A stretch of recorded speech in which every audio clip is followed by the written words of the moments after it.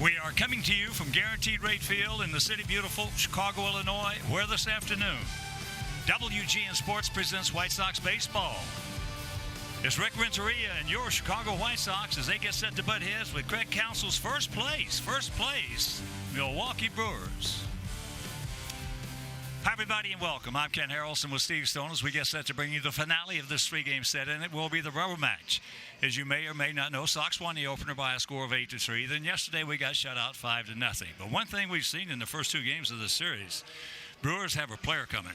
Jesus Aguilar last year was a good hitter and a good player. This year he's been a great hitter and at times a great defender. So we'll take a look at yesterday. He comes up, Jace Fry on the hill, and he takes it opposite way. His 10th home run of the year. He's driven in 32, and the big man is starting to juice the baseball. Plus, he can play a little defense. This off the end of the bat.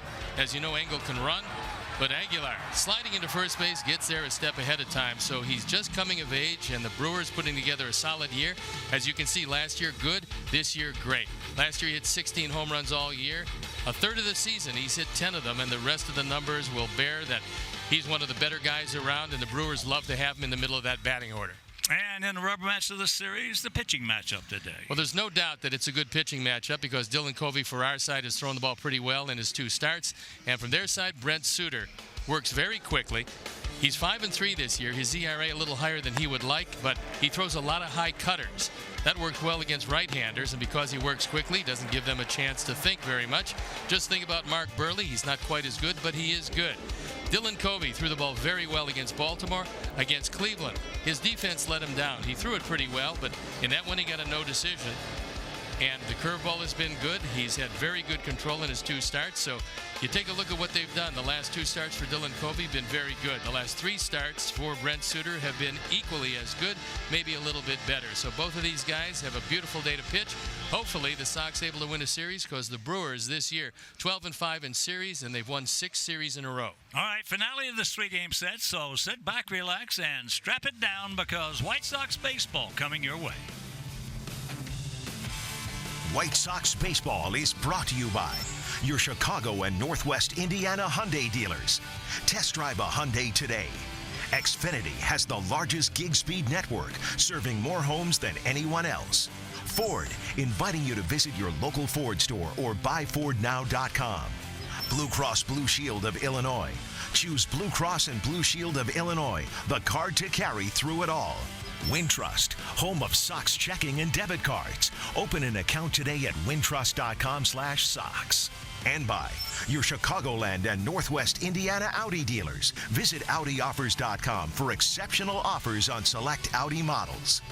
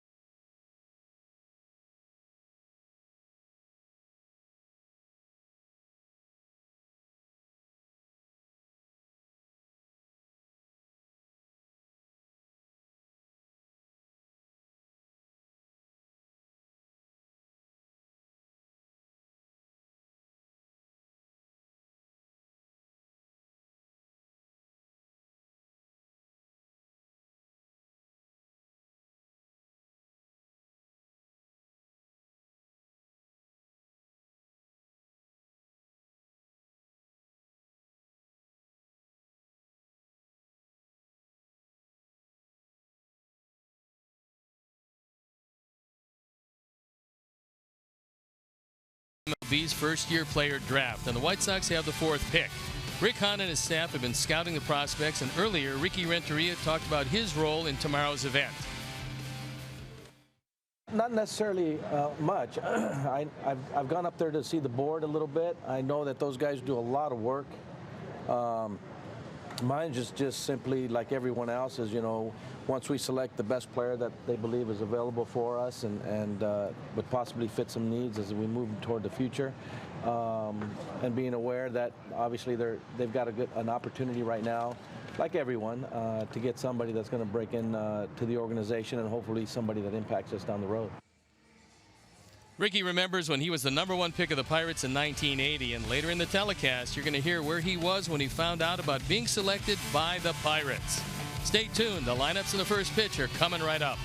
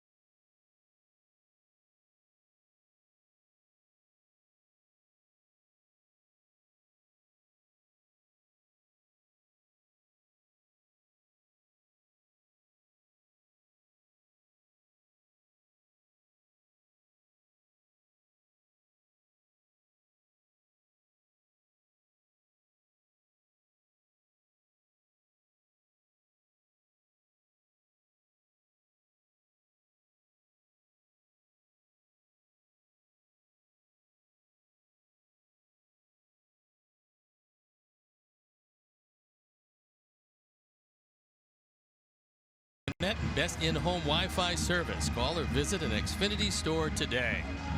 Just a beautiful day for baseball as the White Sox take the field. The wind is blowing briskly straight out. So it's going to be a very lively day, and let's take a look at how Craig Counsell is going to line up his Brewers.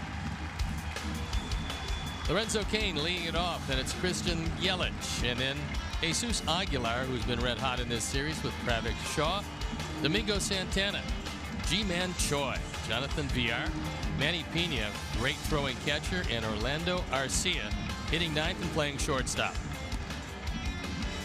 The defense, and now Ricky Renteria is going to put him out there today, is Charlie, Adam, and Trace left to right, with Yolmer, Tim, Yohan, and Jose in the infield. Alfredo Gonzalez gets a nod behind the plate, and Dylan Covey on the hill. This is 4th start. He's 1-1. His ERA a very respectable 3.63. Opponents hitting 2.61. His control has been good, and last time out his defense betrayed him against the Indians, but he threw it fairly well, so he is a rejuvenated right-handed starter. Last year was not a good year. It was 0-7. This year, much better. He's changed his delivery and things working well for him. The umpires for the game this afternoon: Nick Marley has the plate, Doug Eddings at first, Mark Ripperger is at second, and Greg Gibson is at third. It's Autism Awareness Day. The White Sox, partnered with Autism, Speak to support MLB's Autism Awareness Initiative. Designated quiet areas are in section 157, 354, and 531. There's going to be no fireworks during or after the game in respect for Autism Awareness Day. Just an absolutely beautiful day. But it's one of those days where you want to throw a lot of ground balls. Dylan Covey has a sinker. He will throw some ground balls. Suter throws high cutters. He's going to throw some fly balls, and let's see if the Sox can take advantage of it, derailing these Brewers who are in first place. So Lorenzo Cain steps up. We're ready to go, and I'm ready to turn it over to my play-by-play partner, Ken Harrelson. All right, Stevie, thank you. And once again, good afternoon, everyone, and welcome to White Sox baseball right here with WGN Sports. So happy you could join us for the finale of this 3-game set as Lorenzo Cain stands in against a different looking guy out on that bump than we saw last year. Here's first pitch strike. Last year, Dylan had an extremely difficult time, and there for a while it looked like he was not going to be able to pitch in the big leagues. And now all of a sudden he comes back and he is ready to go. No, I think he's completely different than he was last year. Much more aggressive. You know, that's the first thing I look for in a pitcher. The first thing I look for in a pitcher, and you can tell after watching him for a few innings, is he afraid of the bat? Not this year. No, he's not. We got, like every team has some guys who are afraid of the bat. Just like you got some hitters who a lot of times are afraid of the ball. Well, if that happens, then you seek another profession. Exactly. Unless you got a real good arm, and then you move to the mound.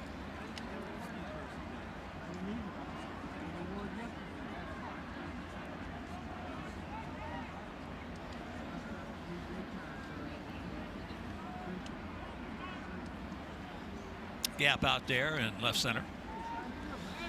And here, guaranteed rate field, 330 down the left field line, 335 down the right field line, 375 in the gap, sent 400 straightaway center. As there is a pretty good pitch and did not get it.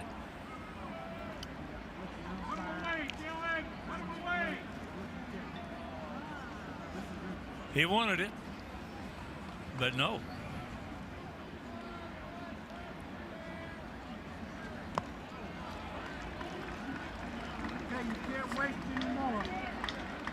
If you can keep Kane off, you'll help yourself a whole lot, because he is a good portion of their running game. He swept 11 bags, been caught 3 times. Overall, the Brewers 41 steals. They've been caught only 10 times. Well, the last few years he's been a Sox killer. Lorenzo Cain's been a terrific player against us, catching everything out there in the center in that Kansas City uniform for years. Well, he came out of the Brewer organization and was traded over in that big deal. Yeah.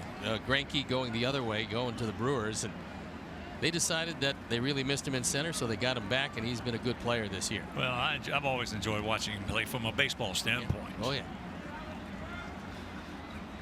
Rather from afar than against us. Here you go.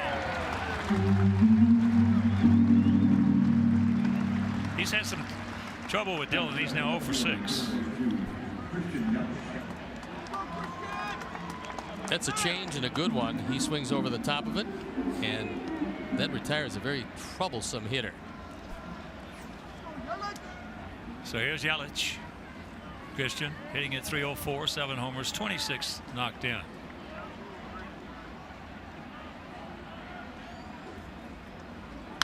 Ball hit sharply. Takes a nice little gut shot right there to Tim. So 2 down, and a reminder, your 2018 Chicago White Sox are presented by Guaranteed Rate. You can put it on the board with a perfect mortgage from Guaranteed Rate. So experience the difference at rate.com. And here's a guy that's really hurt us in this series, Jesus Aguilar. He looks like a small Cecil Fielder. He does. A couple inches taller, he would be a Cecil, but he's just about as wide.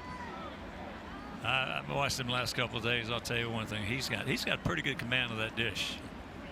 And good power the opposite way if you throw him away. Well, Big Cecil had tremendous power all over. Opposite field, center field, left field. And, of course, the son wasn't real bad either. Prince. No, Prince parlayed his talent into a huge career, then had neck difficulties, had a surgery or 2, and that was it for him. It ended abruptly for Prince. Oh, that was a shame. I used to like to watch, you know, all the years I saw Prince play, I never saw him dog it one time. Nope. Not one time. He was a big man who used to just beat it down to first base each and every time he had the opportunity.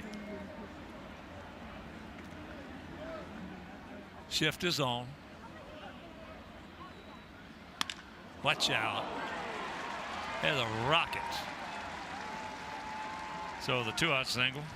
Well, the best thing about that was Dylan Covey was not in the way of that vicious line drive, because it pretty much knocked him off the mound, and had it gotten a piece of him, it would not be a good Sunday. This is right back up the middle, and fortunately he's able to get down. This is a rocket. You just have to hope that that ball passes you by instead of makes contact. Well, that was one of those shots that wherever it hits you, it's going to break. Take a look at it. I mean, it didn't miss him by much. You're talking about maybe 3-4 inches to his left. Here's Travis Shaw, former Red Sox player. And against us, he has looked good at the plate when he was in that Boston uniform. Travis comes in hitting at .252 with 13 homers and 36 driven in. Brewers hitting at .248 as a team with a very fine 3.47. Now we're only hitting 2 points less than they are, but our ERA is 5.08. Yeah, it's been a trying season. And the thing about it is the defense. Our defense has not been good, and that is not going to help your pitching staff.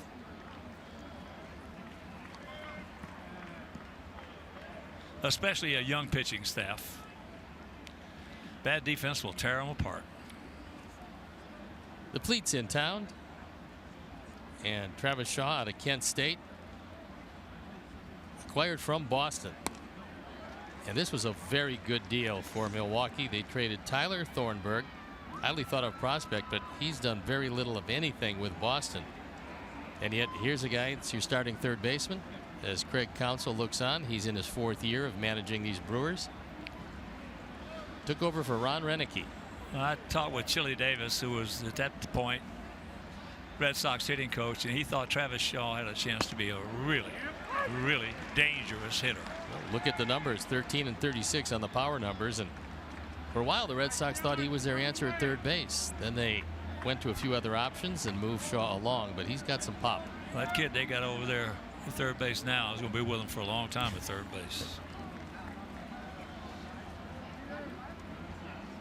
Outfield around to the right.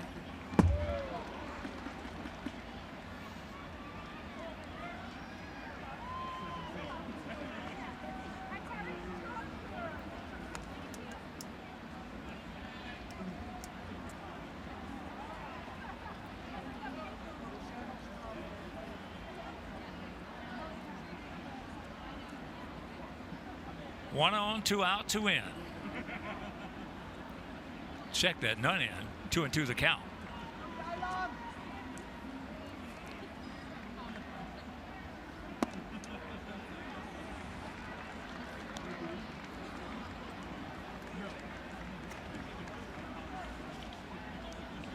Now Jose is going to play behind Aguilar at first base. Try to take away the angle on a ground ball hit to the right side.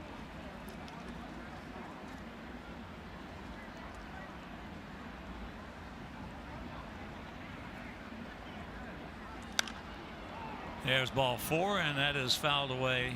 Souvenir left side.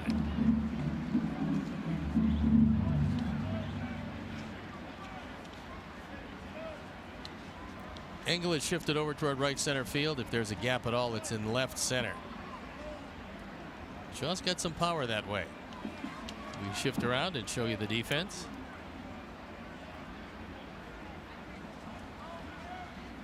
Once again, the payoff.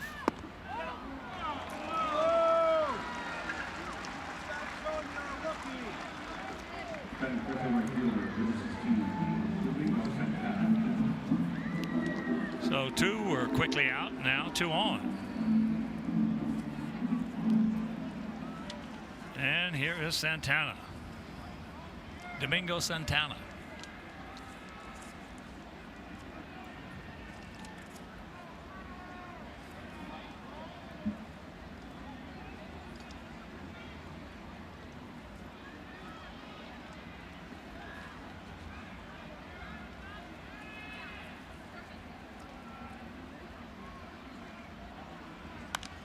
Good pitch, ate him up inside. Santana's got some good power, although he hasn't shown a whole lot of it this year with just 3 home runs.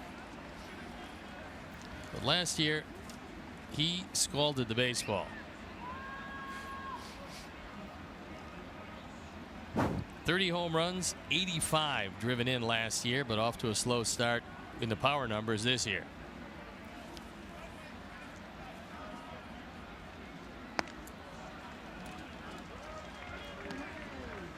Count evens at 1.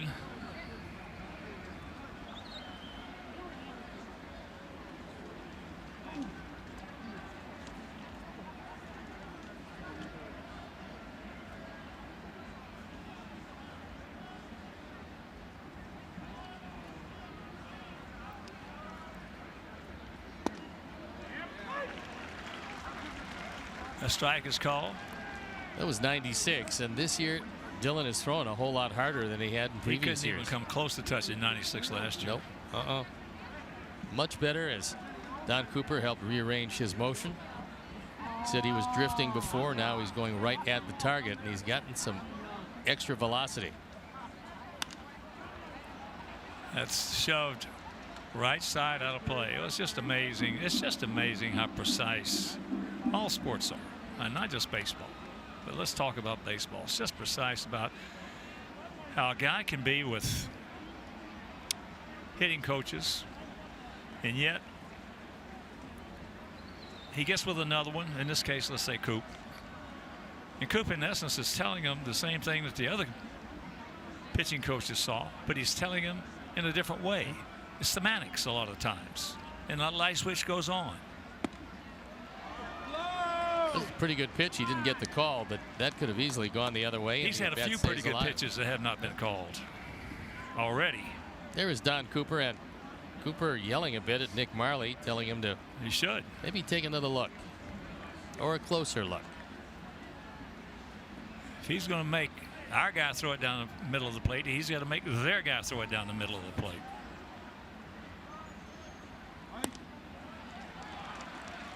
Full count. It's just a matter of time until Santana shows the kind of power he has. When you hit 30 home runs, and even in Milwaukee, that's pretty good hitter's park, especially if you can pull it there, you've got enough power. So you figure it's going to come to him sooner rather than later. 2 out, 2 on, full count.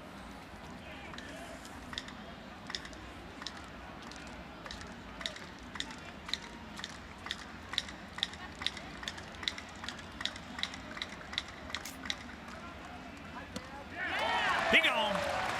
Got him inside, and that'll retire the side. So after a half inning of play, it's the Brew Crew nothing, and the good guys coming to bat.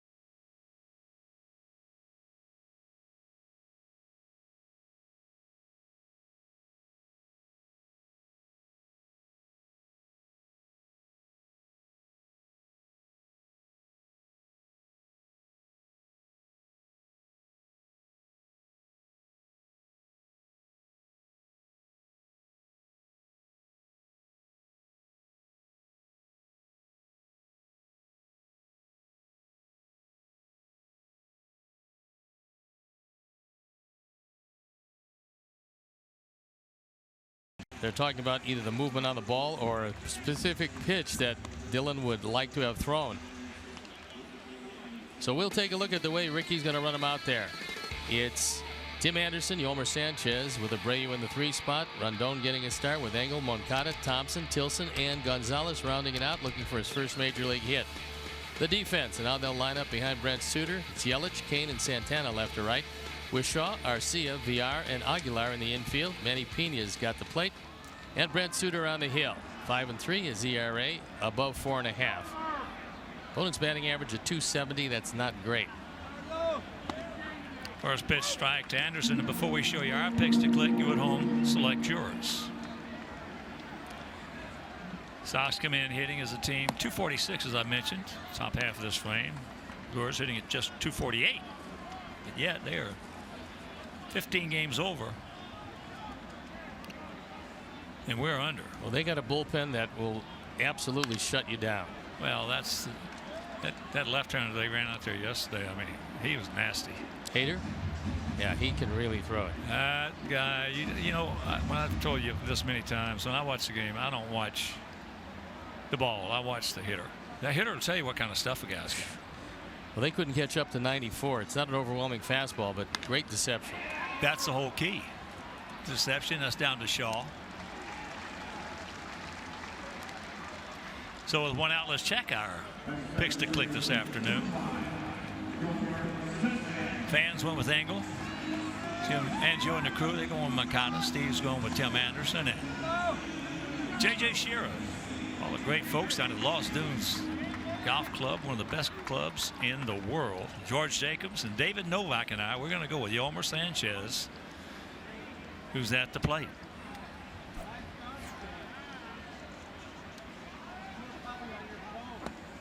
There's a strike. Left side of the infield is going to be very busy with Suter because he loves to cut the ball in on the right-handers.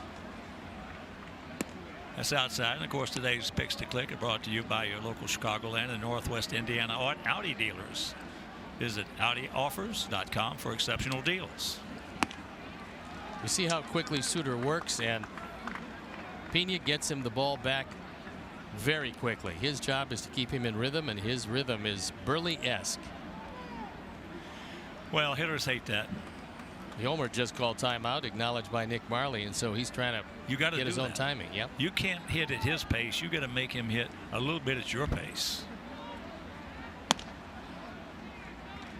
And for the life of me, I just can't. There's so many pitchers in that mediocre category, and I just can't. As this popped up right side, Lorenzo Cain, 2 down. Get it through their heads. If you're struggling, you're better off working too fast than too slow. Well, most guys, when they're not secure about their stuff, they slow it way down, and that couldn't be worse for a recipe for opening the door to get defeated. And it's been around baseball. That has been around baseball for a long time, maybe 100 years. Here's Abreu.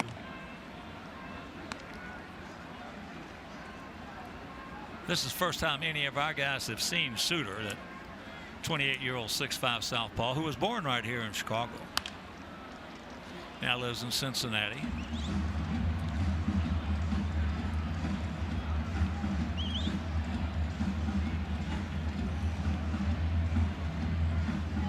Jose is trying to anchor that back foot.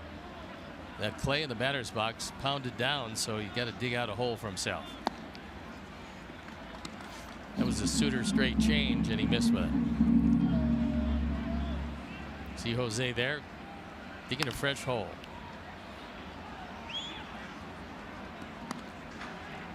And that time he took 9 seconds between pitches. And he will work as quickly as the hitter allows him to work.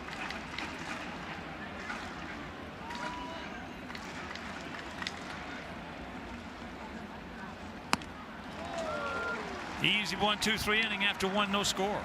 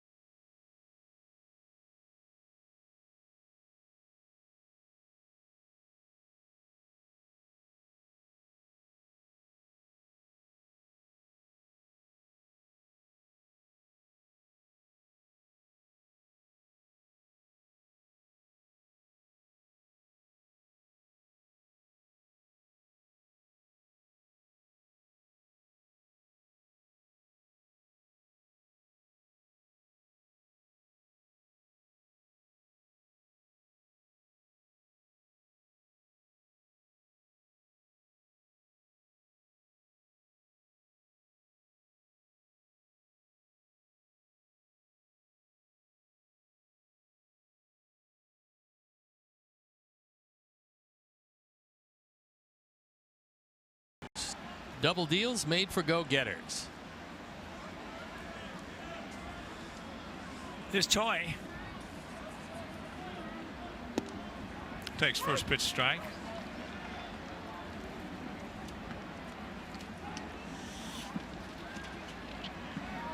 Choi at 211, a homer and an RBI.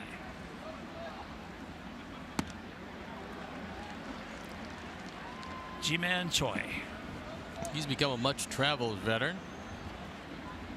And the reason why he keeps getting jobs is he can swing the bat.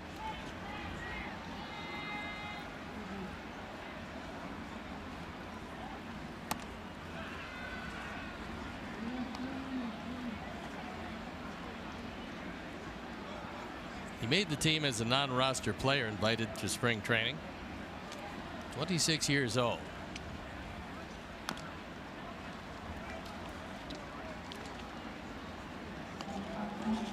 Made it to the major leagues one time with the Yankees and didn't have much of an opportunity, just 15 at bats last year.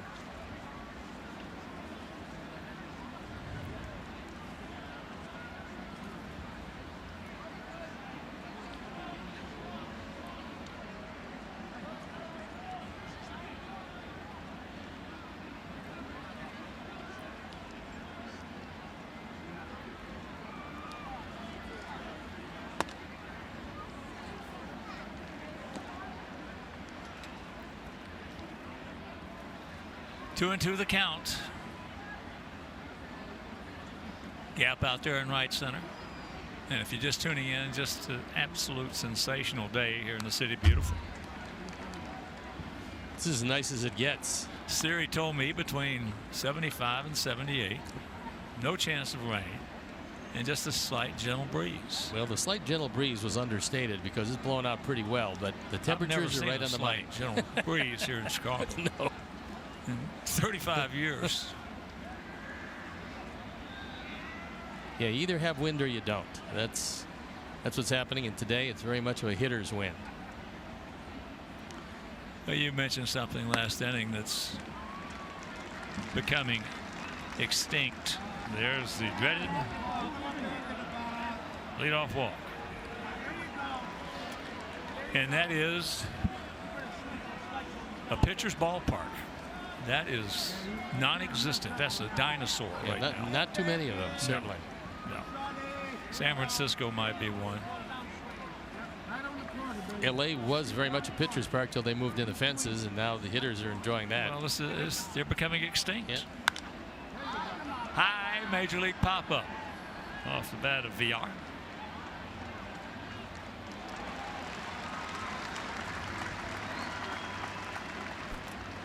For the game, Olympic long track speed skater Emery Lehman from Oak Park, Illinois, the youngest male athlete on Team USA at the 2014 Sochi Olympics, threw out the first pitch. Much to the delight of his friends and family and Lucas Giolito. Excuse me, that was Choi that popped up. He just missed it. He forgot to count.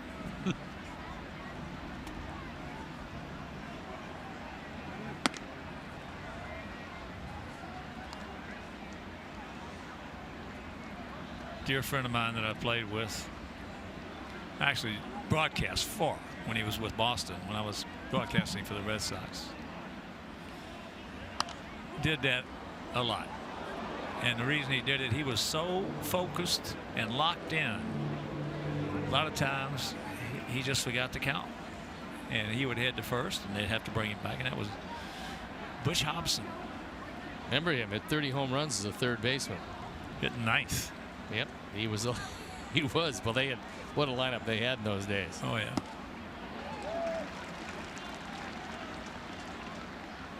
VR. 285, 4 homers, 18 knocked in. Just looking at these numbers by Milwaukee offensively, they have some balance, especially in the RBI category. So that'll tell you why they've been winning a lot of ball games. And that big reason, as you mentioned last inning, is the bullpen. Yeah, if they get the lead, then they can really hold you down. It's not quite as dominant as we saw Kansas City in years past, but it's pretty dominant.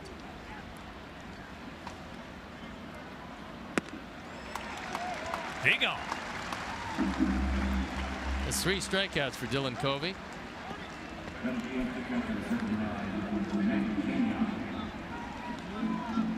And that it's like a somewhat a split change. Whatever it is, the bottom drops out, and boy, this one looks good. He's got a couple of strikeouts in the early going on that one, and boy, this is a completely different Dylan Covey than we saw last year in every aspect. Well, whatever that last pitch was, don't forget about it, Dylan. No, he's been throwing it very well this year, and it's mystifying the hitters. Here's Pena. Takes first pitch strike. You really get a good feeling when a pitcher is starting to feel very good and confident in his stuff, how aggressive he is on the first couple of pitches.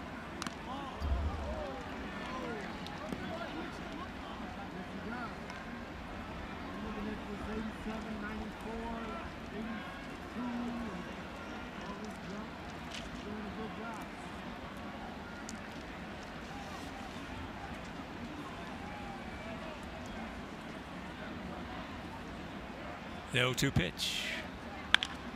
Ball hit sharply.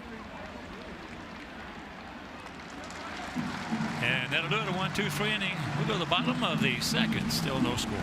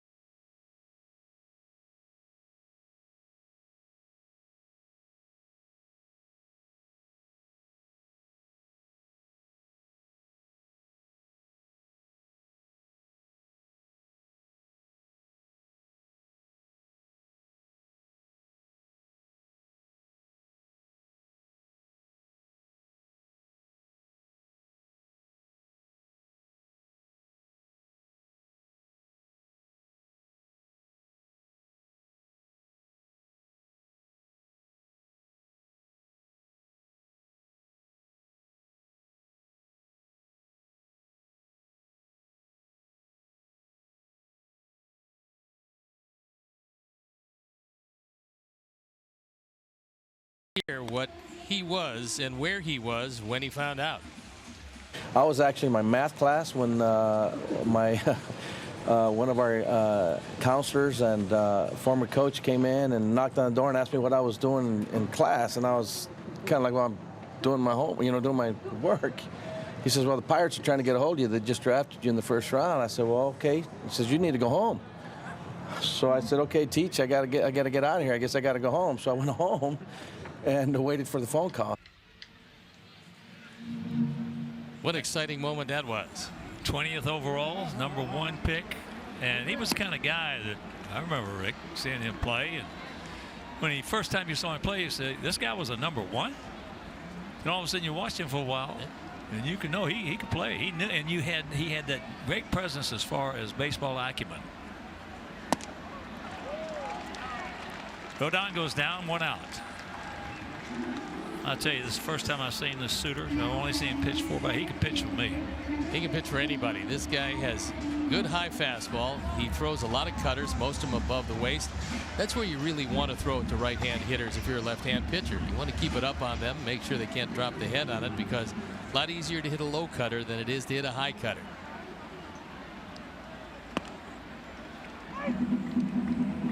Angle. Adam. 0-1 to count. Adam. 215, a homer. He's driven in 10. Ricky Renteria, when he signed, and times have changed, in the first round, pick of the Pirates, He signed for $40,000. Now that same designation, 20th pick, first round, probably gets $3 million, maybe a little more. That's like, yeah. As there is another strikeout. You notice where the strikeouts are coming? They're all coming up. And if they're tickling the strike zone at all, it's the top regions. More times than not, as you see Pena, he wants the ball up. That's exactly where Suter gets it. And when you talk about generational pitch, the pitch of the last, well, maybe 5 to 7 years has been that higher than high fastball when you get ahead of the hitter. Yeah, it used to be the norm when the umpires had the balloons. Right. And it went away for a lot of years with the inside chest protector. As Moncada fouls it away. And some guys just cannot make themselves. I've seen so many hitters in my career just could not lay off the high fastball. Couldn't do it. You talk to them about it. And back in those days, teammates were part of your hitting coaches, so to speak. And they helped each other out a lot. And you tell a guy, you know, hey, you got to lay off that high fastball. I know it. And they just couldn't do it. Maybe the greatest example of that was the guy that wore me out, Cecil Cooper, who was a stand-up hitter with the Red Sox. He went to Milwaukee. He got in a crouch. Hitter. Well, yeah, and he got in a crouch and became a really tough hitter. Hit 350 something one year. That ball hit into the gap, and that's not going to be caught. For Moncada, now he's going to turn it on. He's going to get to third easily. They bobbled it out there. He would have come home, but they didn't. And you can cancel the post-game show. First hit for our guys. Yuan's got some big speed, and when this ball caroms away, he was off to the races. That's just his second triple of the year. He's going to get a whole lot more as he reaches out, plugs the gap, and then the ball bounds away from Santana, and as it rolls away, Yuan coasting into third base. This is some just great speed and hustle all the way. He's thinking at least two, but when he sees it bound away, now it's an easy three as he rips off his batting helmet and goes to third without a play. Here's Trace. Lays off for the high one. Yeah, I have seen, unfortunately, a couple guys who could run. And they tried to tell him, when you start off, get rid of that helmet. I've seen a couple guys with Achilles problems from that edge of that helmet. One of them was a former teammate of mine who was a good-looking player. And he snapped his Achilles with his helmet because he wouldn't take it off.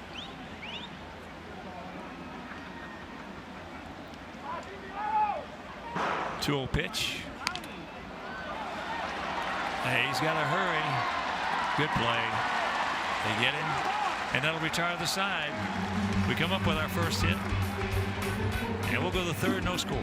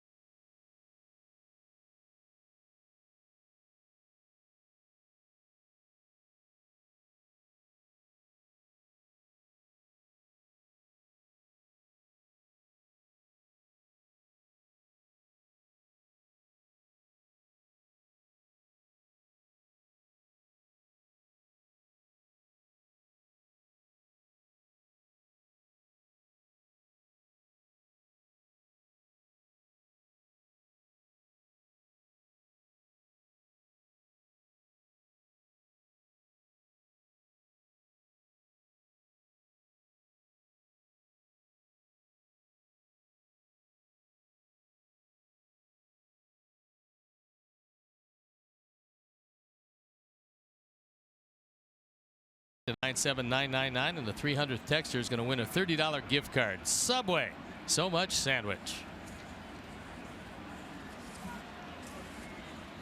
So here is Orlando Arcia, shortstop, hitting at 197. A couple of homers. He's driven in 14.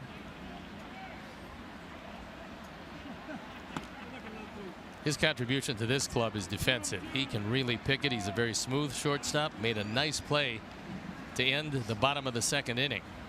He came on aggressively and made the off-balance throw perfectly. Outfield slightly to the right.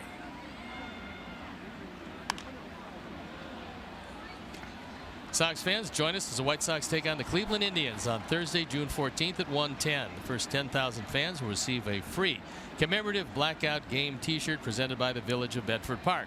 Bring your business home to Bedford Park and win big. Purchase your tickets today at whitesox.com or call 866-SOX-GAME.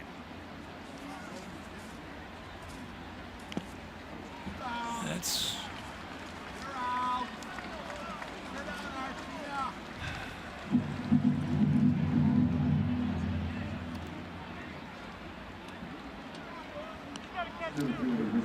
one out.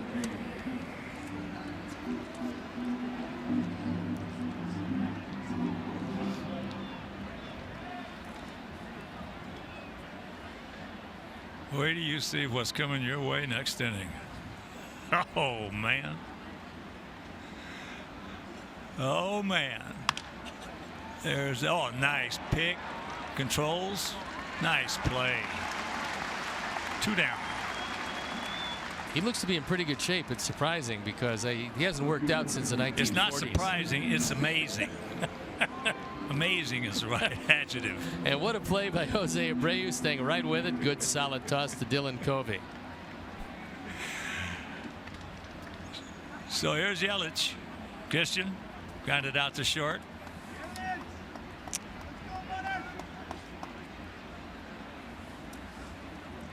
Outfield, for the most part, straight up, spread out just a little bit as Christian takes a strike. The Brew Crew, first place in the National League Central.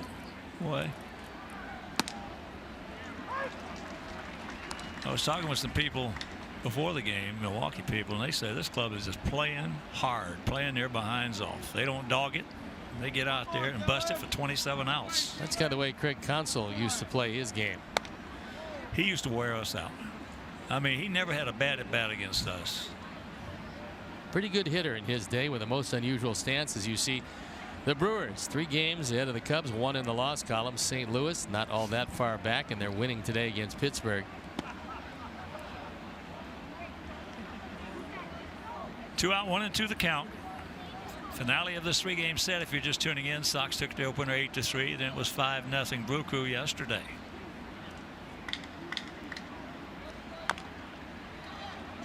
There's a little chopper, takes him right to the bag, and that'll retire the side. And here's what's coming your way after the break. Look at the nose on this guy. Is he?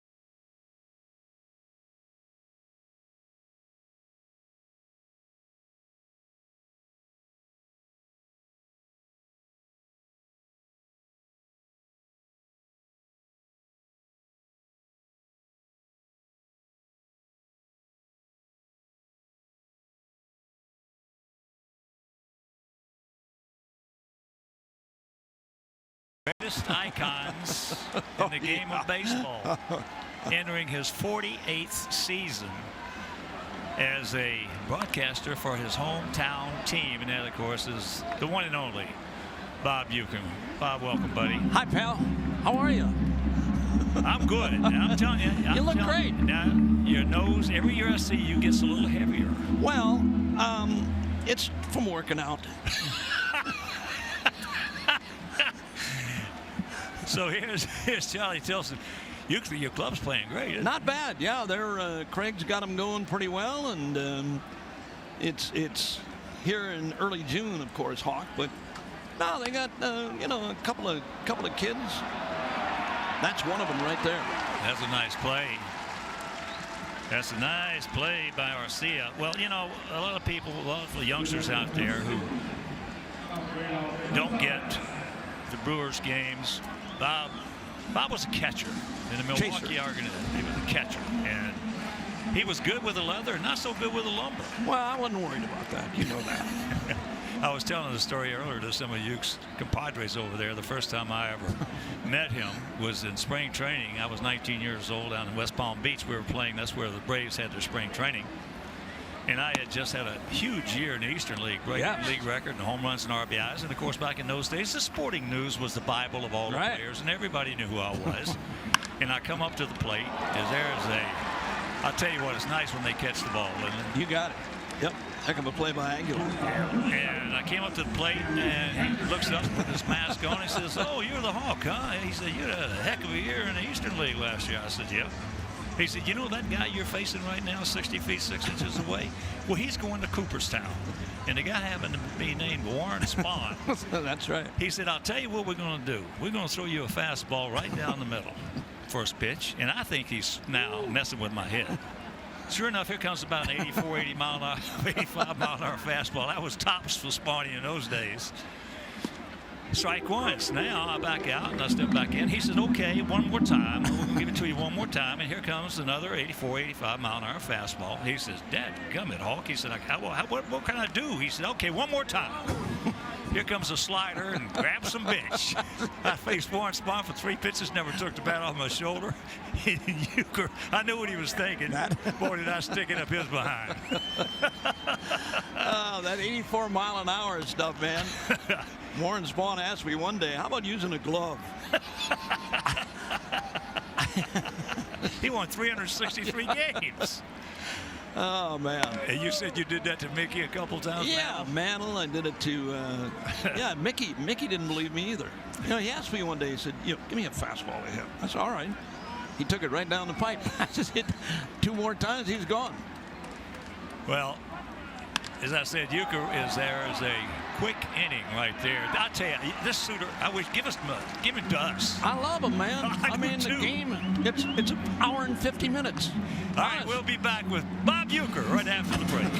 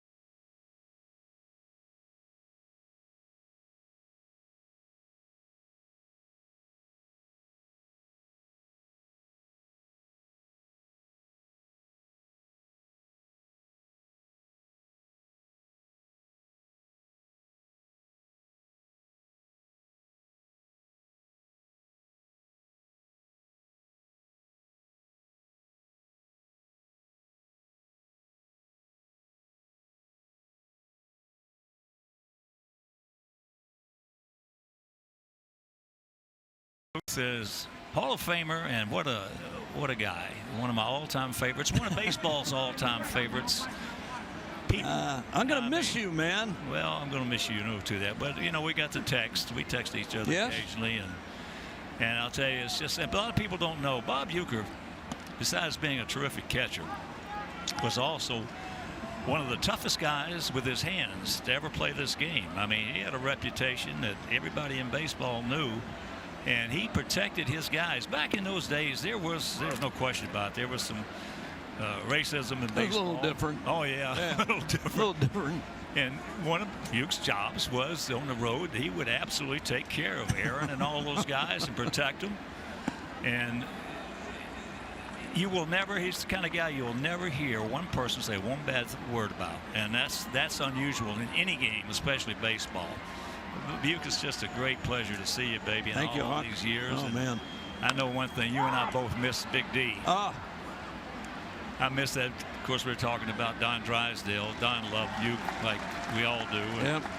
We used to have some fun when we go over to County Stadium. Oh, man. We'd be in the middle of an opening, and you could be all over the two of us.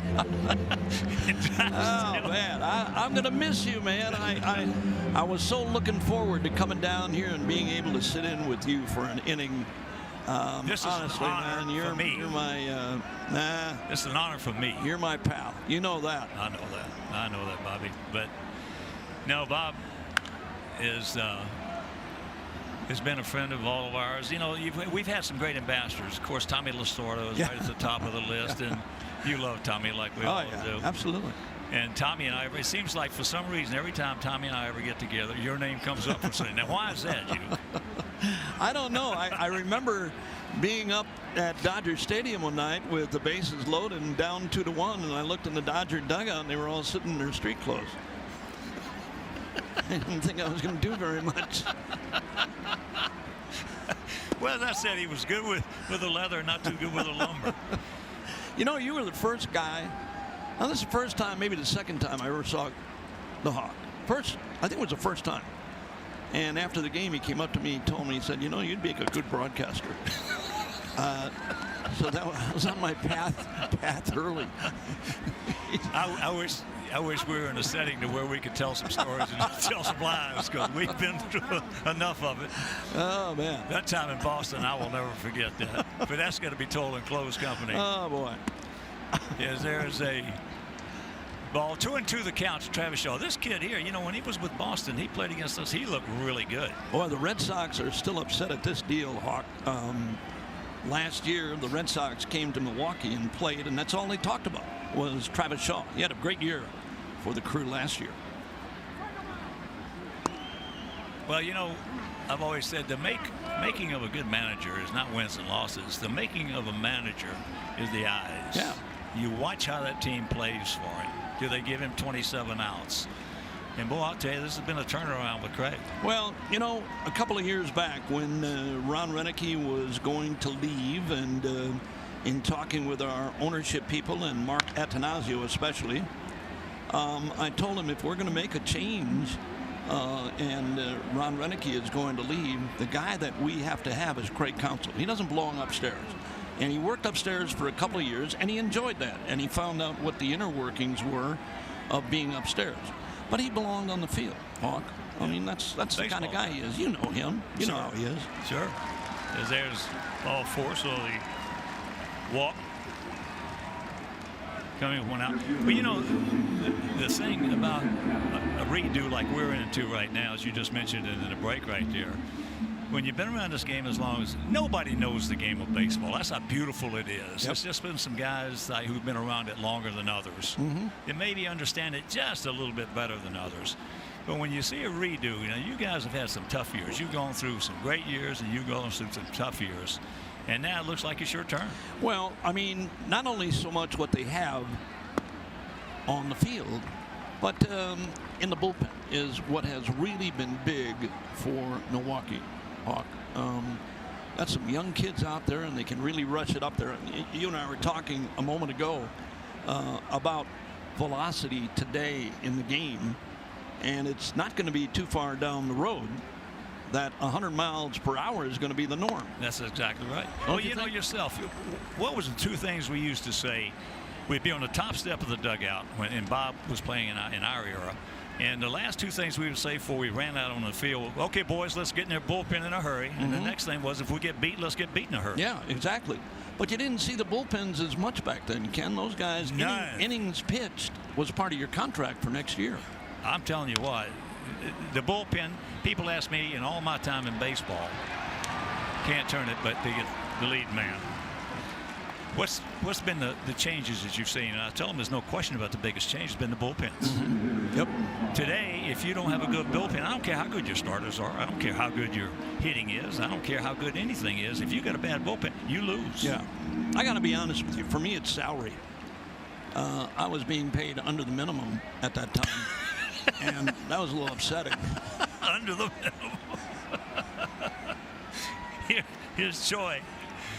Oh my God! I remember the minimum. It was $6,000 when I came in. Now it's what, $518,000. And you and I both are glad these kids are getting it, because there for a long time, baseball players didn't have any leverage whatsoever. Thanks to the late Frank Torrey, one of my great friends and a guy that you knew very well. Yep. In his years with Rawlings, a contract to never be seen using their product for me was a godsend as far as money went. It was beautiful. Never to be seen. Yes. Don't use our stuff. Here's a check. How about your golf tournament out in Arizona? You still got that going? No, that canceled a couple of years ago. We did it for a couple of years, and then I got caught taking the money. No, they messed it up. You know, they have the big tournament out there, Hawk, in the spring. Right. And they waited too long to get a hold of the guys for mine, which was prior to the big tournament in Phoenix, the Phoenix Open. And, couldn't get enough guys together, so I quit. I backed out of it. Well, you and Don was helping you a lot with it. Yeah, Don Carson. Yeah, absolutely. Sure. Don, of course, that's a famous restaurant out there that spring training, I mean, you can't get a seat because, first of all, the food is terrific. Yes. And then you can walk in there, you'll be able to see anybody from the world of baseball. You got that right. You got them here in Chicago, too. Carson's. Oh, yeah. Yeah. 0-2 the count with 2 out here. Bob Uecker, our guest, Hall of Fame announcer, and I can't say Hall of Fame player. I didn't have time. You didn't have enough time. Huh? No. Didn't have enough at bats. Well, we were talking there a second ago. You know, these kids today coming into the baseball, baseball is so well positioned now, talent-wise, going forward, that it's just incredible. I tell our people and who are familiar with it, the best shortstop I played against in my time zone was Louis Aparicio. Oh, man. We got 5 shortstops in the American League today better than Louis was. I'm looking up on the boards here above the lower grandstand and looking at some of the names that were here in the past. Yeah. I saw his name over there. I mean, to me, he was always one of my favorite guys. Oh, yeah. Aparicio. Yeah. Louis. Yeah, absolutely. Little Louis. Terrific person, terrific teammate, and what a shortstop he was. But these kids today, has he gone? And that'll do it. Bobby, thanks for stopping by. Thank you, Hawk. I love you, man. Take care of yourself. I'll be talking to you. Okay. Thank you, pal. All right. Wear that hat in good health now. Where's the boots?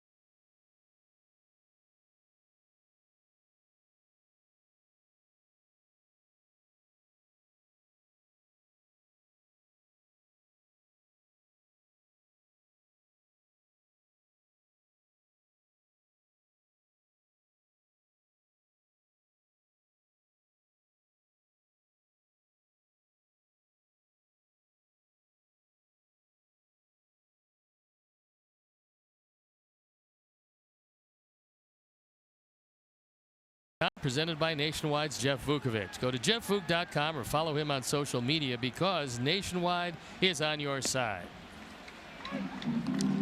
First pitch strike to Yolmer. No runs, 1 hit, no errors for us. No runs, 1 hit, no errors for them. Ball hit sharp. Nice play by Shaw. Boy, they're throwing some leather. That's 3 good plays in the infield.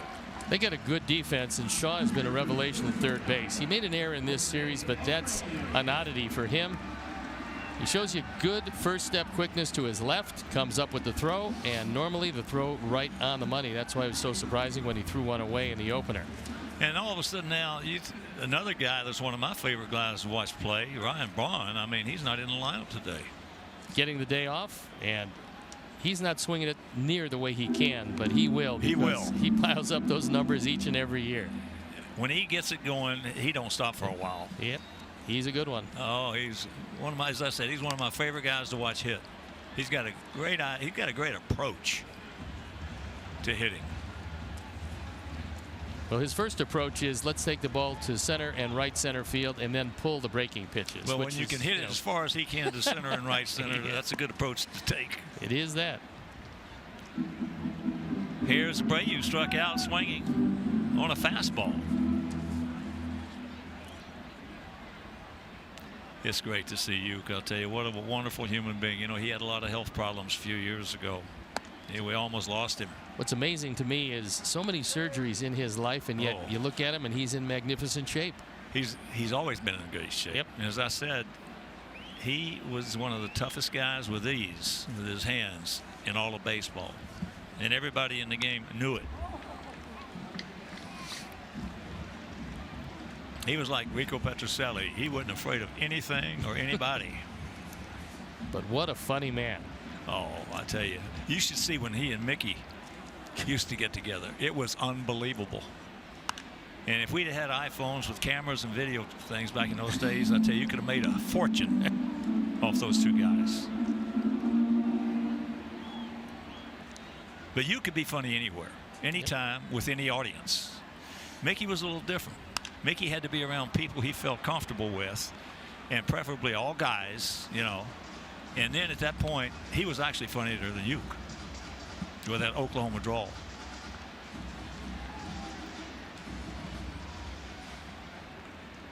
Full count. Hit him up inside. Parents, you can register your little one for the White Sox Kids Club during your next trip to Guaranteed Rate Field. Membership is completely free and available to any kids 13 and under. Stop by the Xfinity Kids Zone located in left field to secure a custom Kids Club ID badge. Visit whitesox.com/kidsclub.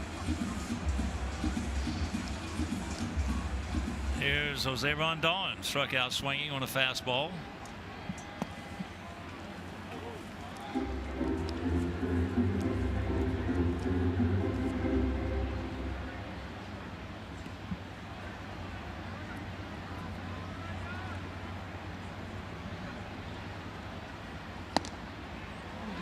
We used to have a blast at Old County Stadium. After a ball game, we'd go up with, this is when Bud and Sue owned them, and we'd go up to their private suite, and it'd be Bud and Uke and Drysdale, myself, maybe a couple other guys, and it was just a blast. There were some lies told you couldn't believe. That was the good old days of baseball. Things like that don't happen anymore. No, you know, like the press room at Fenway Park, the press room in Minnesota, Twins room. But the Bards room here was nice to spend some time. Oh, there's been many nights we left here at 3, 4 o'clock in the morning. Yeah.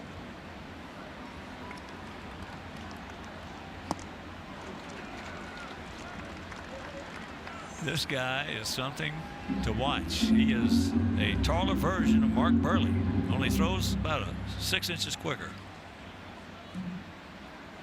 He is that, and they both use the cutter. Wow. 7 in a row retired, and thank goodness we're still scoreless.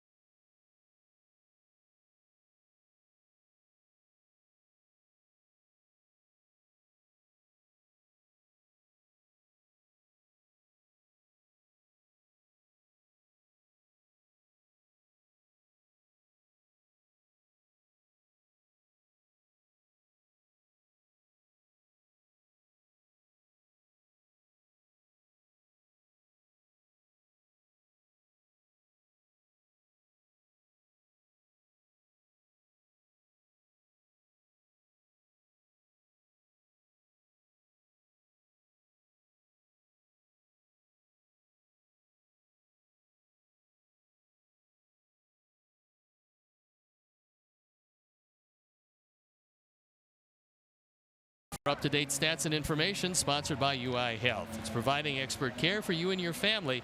UI Health, changing medicine for good. Learn more at uihealth.care.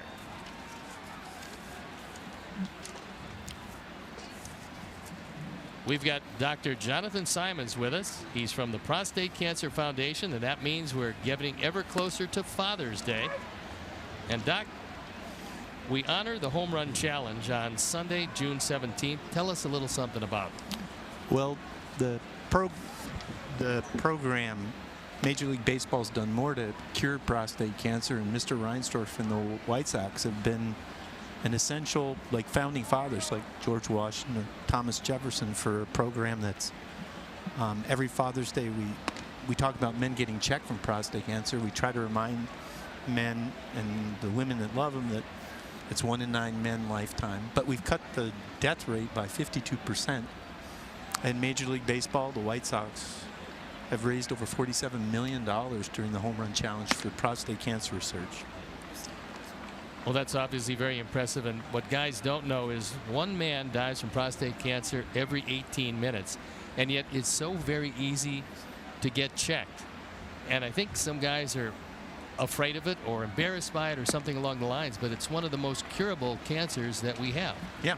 And quite obviously we're doing great things to be able to further both awareness, and that's what this is all about. Yeah. Just bring some awareness to the party, and I think that's what you guys have done. Michael Milken was instrumental in that. And so let's say that you're interested in it. How do you go about getting more information? You can go to pcf.org to get prostatecancerfoundation.org, but pcf.org, and get information. But in the same way you want to get your oil checked in a car. Well, it's a little different, but yeah. You want to do maintenance, and you once a year you want to get checked if you're over 50, and if you're African American you want to get checked at 45, and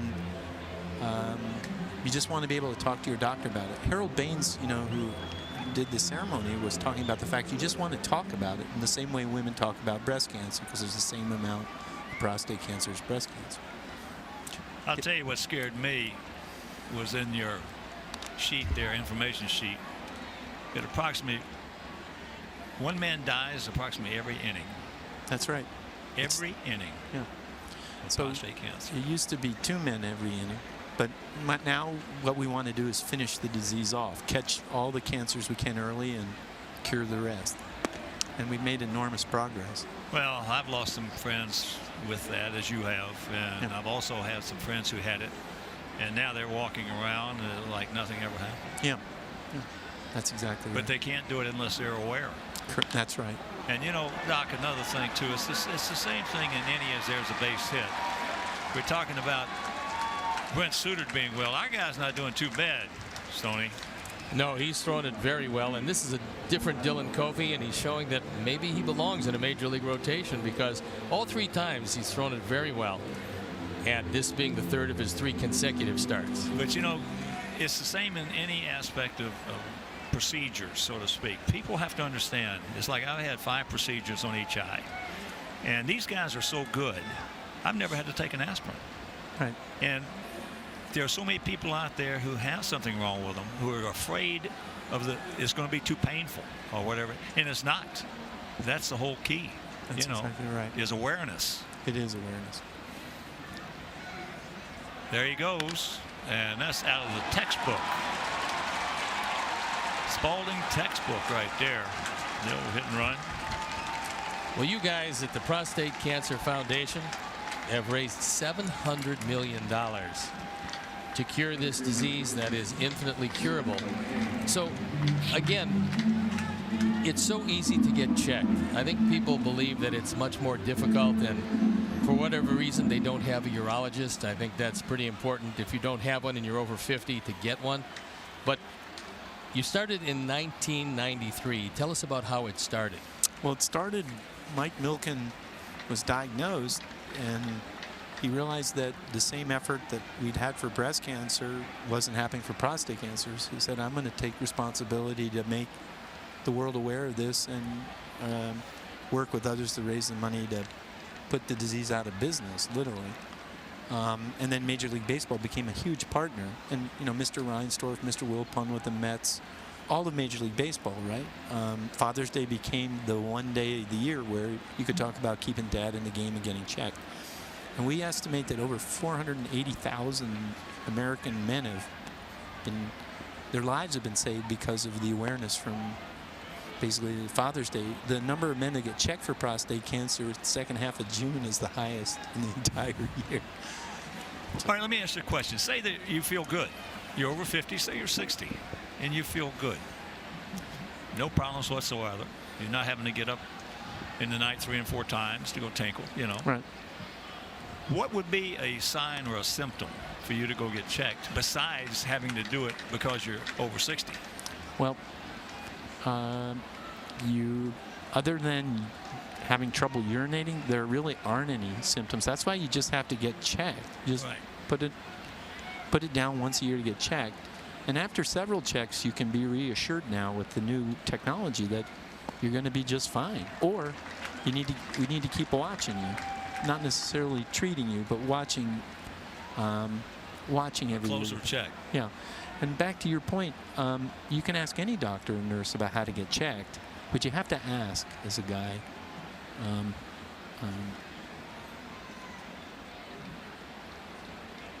3-0 pitch. Well, watch out. Taking all the way. He thought it was a ball, but it was a strike. One thing we do have to realize is that although we tell the guys to go in themselves, but sometimes the best ally that we have as men are the most important women in our lives, who can certainly make sure that we get the message that if we want to stay around and together with someone you love, you might want to go in and get checked, especially if you're over 50, or if you're under 50 with a history in your family of prostate cancer. I think that's fairly important also, to understand your family history, what's in the DNA. Yep. And how you can feel, because you feel great when someone says, okay, you're fine, and you'll come back in a year, 2 years, whatever the case may be. So I think that's important, and the women in our lives can really help us out with that, because sometimes they can make it be known that they would like to have us around, and you might want to get checked so you can stay here a bit longer. That's exactly right. That's exactly right. So, Dr. Simons, we'll take a look at the address one more time. That's if you want any information. If you want to donate, certainly you can do it there. And Jonathan Simons, thank you very much for stopping up. It's a great honor to be here. We wish you all the Thanks best. a lot for coming up and informing Thanks a lot. us. I know White Sox Nation knows how privileged they are to have you guys broadcasting. You're from a higher level. Thank You guys are just great to listen to. Thank you. Appreciate it. Thank you, sir. Thank you. Tell Michael we said hello. Right here we got a problem. First one that Dylan Covey has run into. He has really been throwing the ball well. There's one out, but the bases are loaded. And here's a guy who is dangerous. Christian Yelich.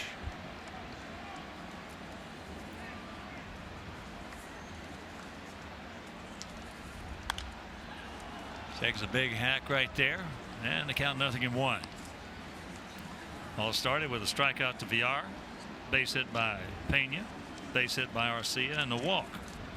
That's the third walk of the game issued by Dylan, and that one coming to Lorenzo Cain. Bit of a gap out there in right center, and of course Dylan looking for the ground ball, and there, off the glove. And it's 1-0 Brew Crew. Well, that's a play where you got to come in aggressively, and Yolmer tried it. He was really caught. He tried to get it on the short hop. You can't really wait back and play it on the long hop.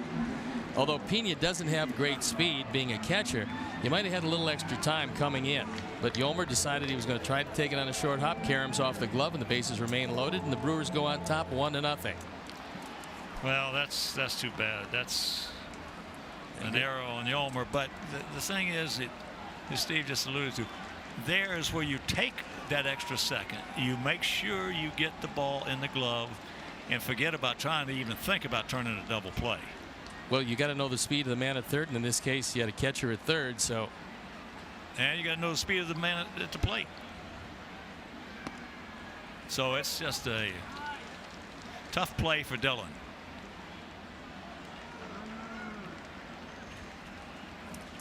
And this big guy right here, whew, you talking about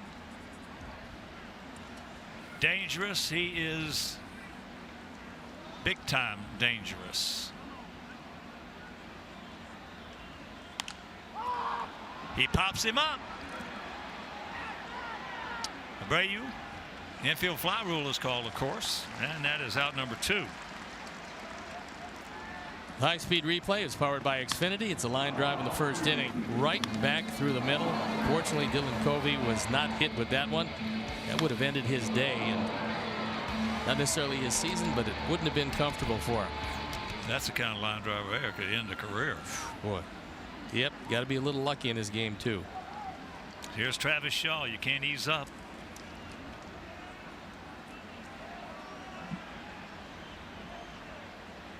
Shaw has walked twice.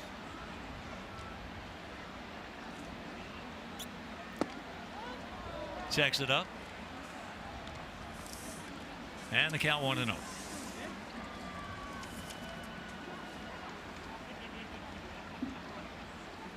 Alfredo has got to smother anything down because Covey, especially with his good curveball or change, they usually wind up in the dirt.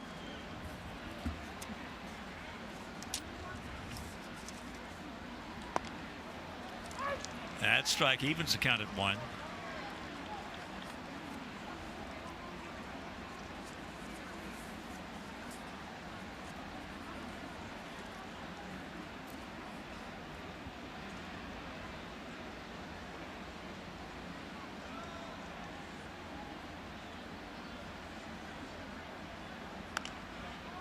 And he jumps out on top 1 and 2. Well, Fan made a great catch on that. Barehanded, steps up and catches it on a fly. Nice job. Make a good pitch right here.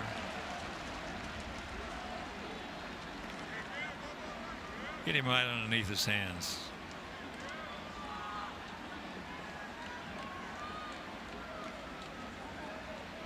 A slightly open stance. That was a changeup. He wanted it, but a touch inside. This one just missed. Nick Marley on the call, and he makes a good call. Yeah, it was. It was not a strike.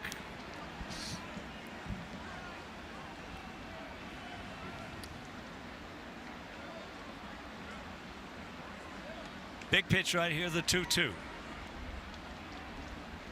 He gone. Yes. Dylan Covey pitches out of a big jam, but they do get on the board, and it is 1-0 Bad Guys.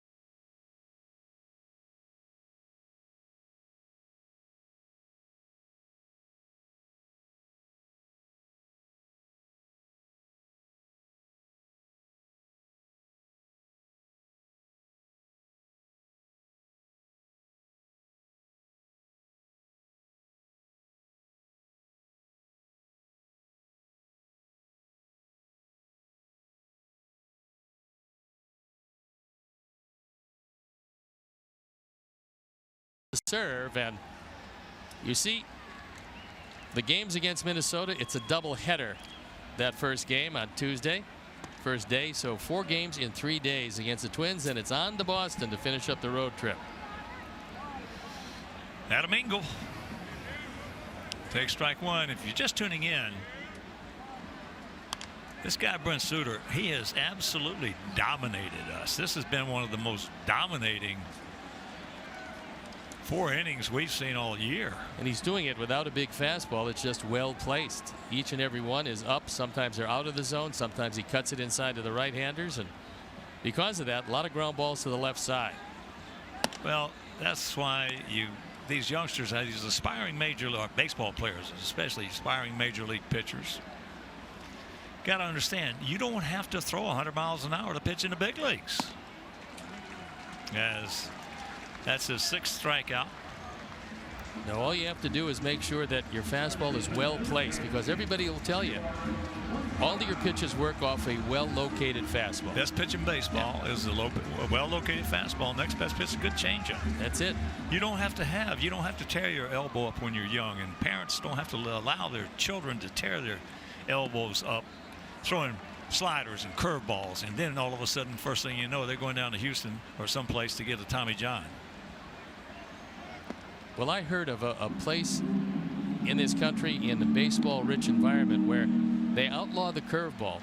They should. Before 9th grade. They should. Yep. I think it's a great idea.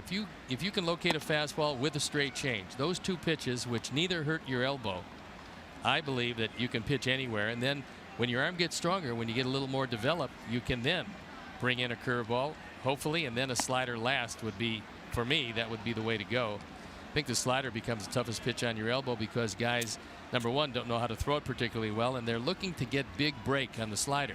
It's not devised for a big break. A big breaking slider is easier to hit than that short quick one.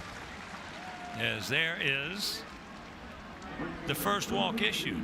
Makata, who tripled, has our only hit of the ball game. So good speed aboard. And here's Trace. He grounded out to short. No, you don't have to throw hard. I was watching my grandson's game the other day. I'll tell you, we went to Lakeshore High School outside of Bridgman, Michigan, a little north of there. What a facility is. One of the greatest facilities I've ever seen. That and Crown Point. These are major league facilities, and these guys are high school kids able to play on them. I mean, it was all just absolutely gorgeous. But they had some kids out there throwing, they were 12, 13 years old, throwing big curveballs. And I was sitting with one of the parents there talking about it. I said, this is criminal. Absolute criminal. Well, you wind up with having a premature arm surgery, and that was close. It's the parents' fault. Yeah. It's not the coach's fault. If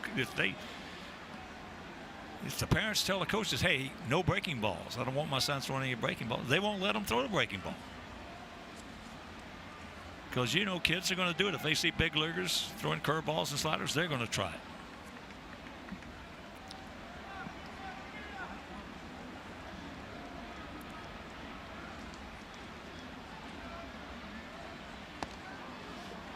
And if you don't believe it, just get some films of Mark Burley's career.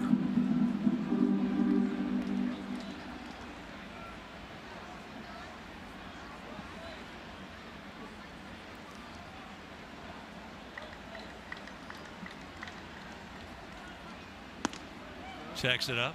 Good check. 1 out, 1-1 to count.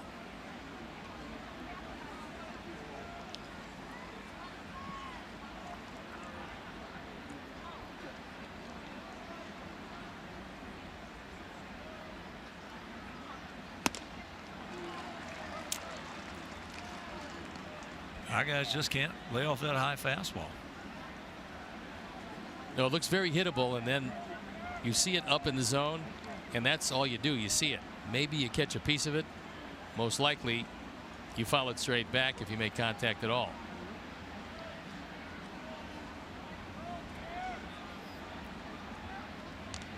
Well, that's close right there. That was close to deceiving the runner. Luis Avilan getting loosened up in the pen. I'm so proud of Dylan Covey, I'll tell you what a difference a year makes. Well, last year he would have never pitched out of that situation he pitched out of. But this year, a different Dylan Covey, and he's a major league pitcher now. Well, you could have absolutely got blown out last inning if you hung your head over the air, but he didn't, and he got out.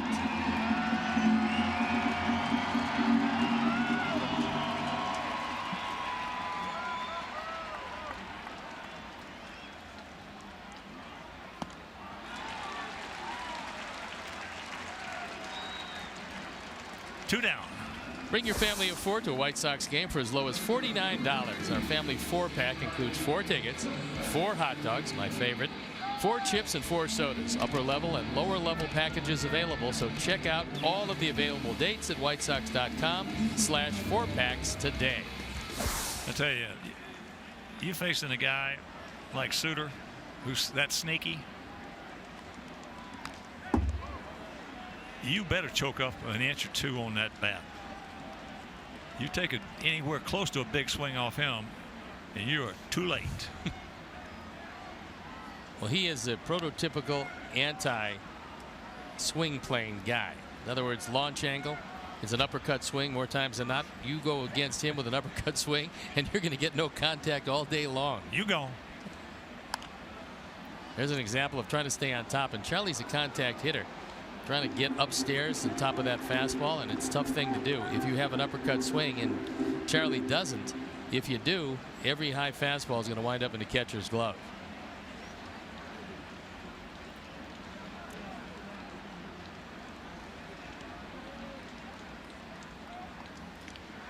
Most strong right-handed hitters hate to face sneaky southpaws. Guys who somewhere in that motion's deception, they hide the ball well, whatever it is, it makes them sneaky. They hate to face those guys. There he goes, and that's fouled away.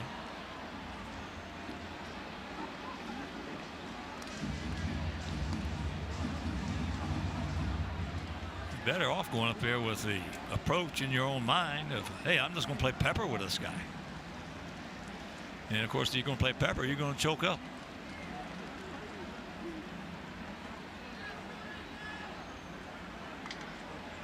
0-2 the count.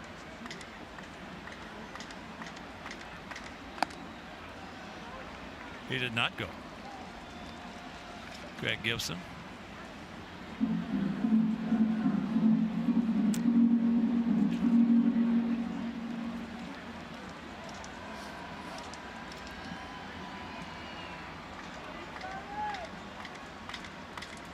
Gap out there in right center.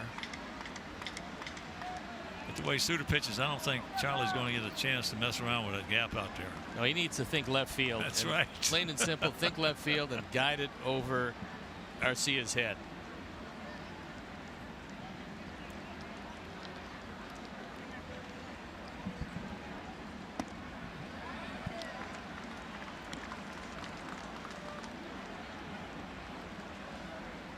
Run on 3 hits for their guys. No runs on just 1 hit for our guys here in the bottom of the 5th inning. They have stranded 6. We have stranded just a few. Milwaukee's been very good on the road, 18-11 this year. That is the best record in their division.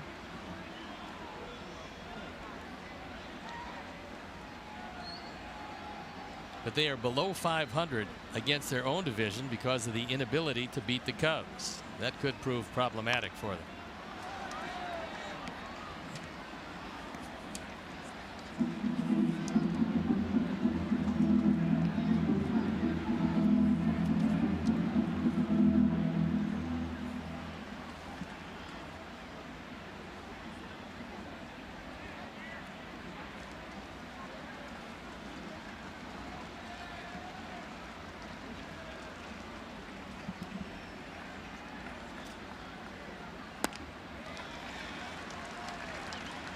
Pretty good at bat so far for Cha.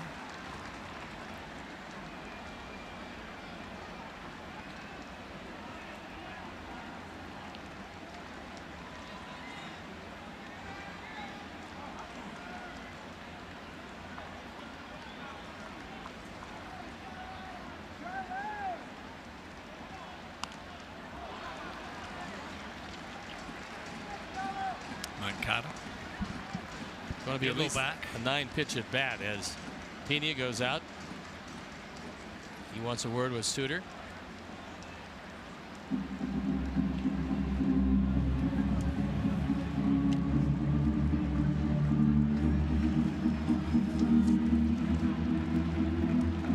The wait is over. The book is finally here, and it's called Hawk, I Did It My Way.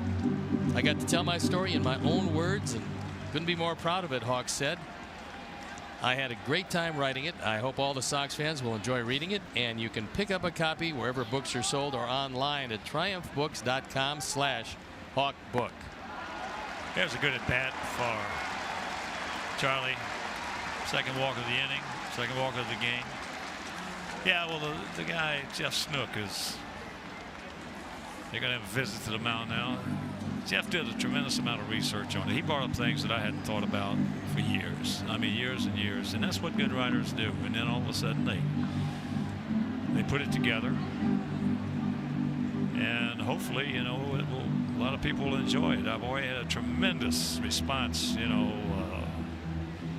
Google gave us 5 stars.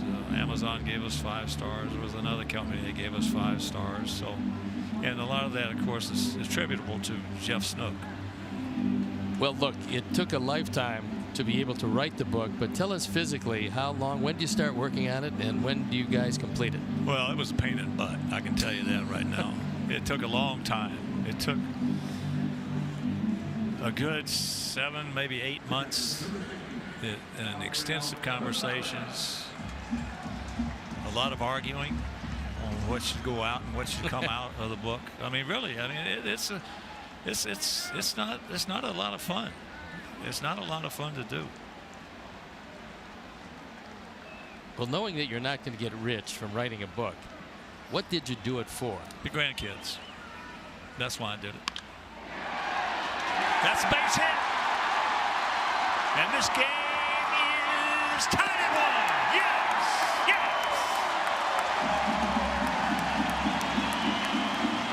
And keep that baseball, because for Alfredo Gonzalez, it's the first major league hit. First major league hit yields the first major league run driven in. And what a souvenir that Alfredo will have. Regardless of what happens, he will always have this. First ball fastball, drives it into left field. And Yoan Moncada, with great speed, aboard because of a walk, ties up the ball game. Punch through the left side. There's a fastball Suter would like to have back, because that was not anywhere near as high as he wanted it.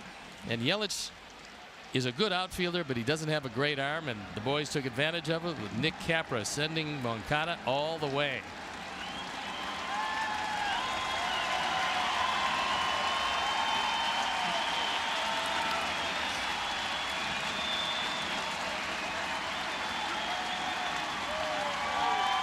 Oh, what a thrill for that young man as he gets a nice round of applause. They put it up on Jeff Chanel and his crew on the scoreboard out there. First major league hit.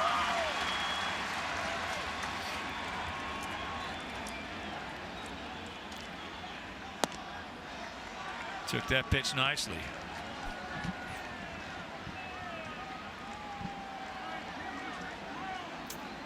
Well, the bat boy today able to rescue the ball. And he'll keep that one for the rest of his life. Right to the bag.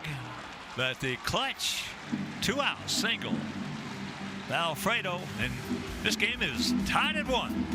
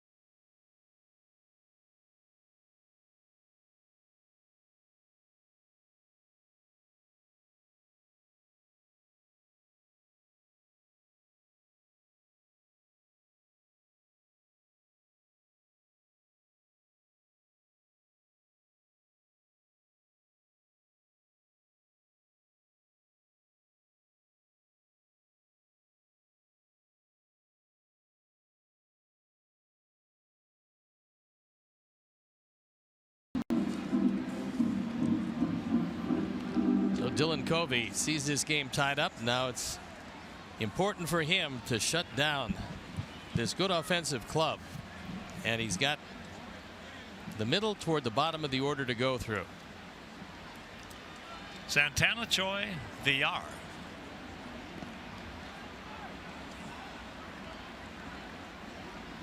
We talk so much about the presence of a guy, a pitcher, or a hitter, but in this case, pitcher. Boy, he's about 180 degrees presence-wise now than before. It's up the middle. Good effort, good try, but it'll be a single. Sox fans, book your group of 25 people in the CIBC fan box. The fan box is the only suite located in the lower level concourse behind section 134, providing the benefits of lower level sightlines with the luxury of a premium suite. Call 312-674-1000 or visit whitesox.com. This is something I really like, I love about Rick Renteria. He tries to let his youngsters grow as much as they can, and of course you want them to get them out there when you feel good about yourself. And he had a good outing today, so he'll leave. The runner is his responsibility, and we'll step out as Luis Avalon trots in.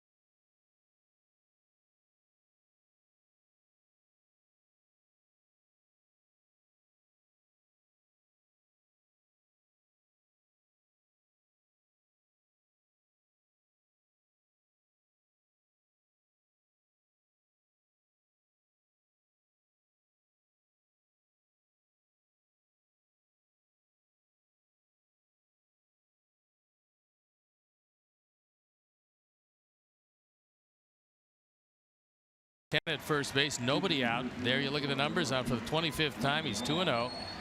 ERA of 3.86. So he's been in the right place at the right time, throwing well enough, and he's got a tough customer to face in Ryan Braun, who comes on to pinch hit. He is the most dangerous guy in this lineup when he is swinging the bat well. He's a good one, off to a relatively slow start for him, but you'd have to figure he's about ready to heat it up. Tomorrow, starting tomorrow, he is.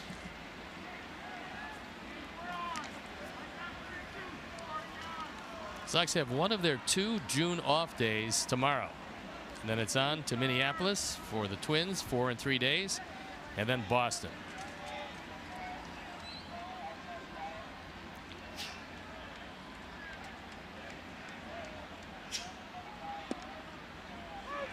Strike. Gone. Talking to Nick Marley. Well, his home run high was 41 back in 2012.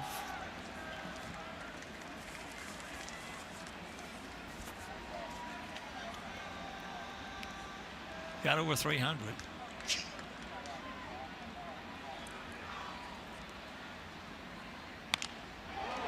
Line drive. Yes! Rack him up.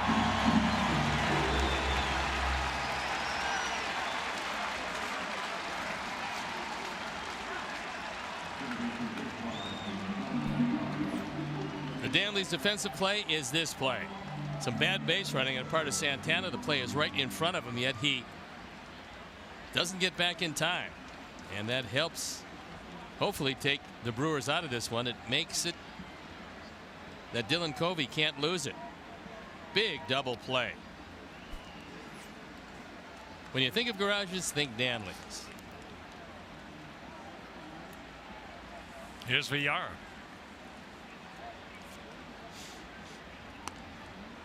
Well, we talk about good base running, bad base running. You get doubled up on a line drive in almost every situation.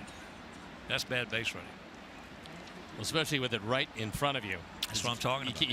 You can't look anyplace else but where that ball is. First thing you do is nobody covering first. That'll be a base hit. Well, Jose thought that he had to come and get that ball, but if he does, it's impossible for anybody to cover first base. That's the problem with that. You might as well wait back, stay by first, and maybe somebody else gets it, because if Jose has to come get it, Moncada cannot get to the bag. Obviously, Avilan cannot get to the bag. And in this case, nobody gets to the bag, but Jose does a nice job of catching it barehand, making sure it doesn't go down the right field line. But watch it again. A little squibber. Avilan catches it, and you see, by Jose straying off the bag, if he catches it, the guy closest to the play is Doug Eddings, the umpire. Nobody else has a chance. So Avilan will leave, and as he walks out, Volstead comes in. We'll step out and be back after these messages.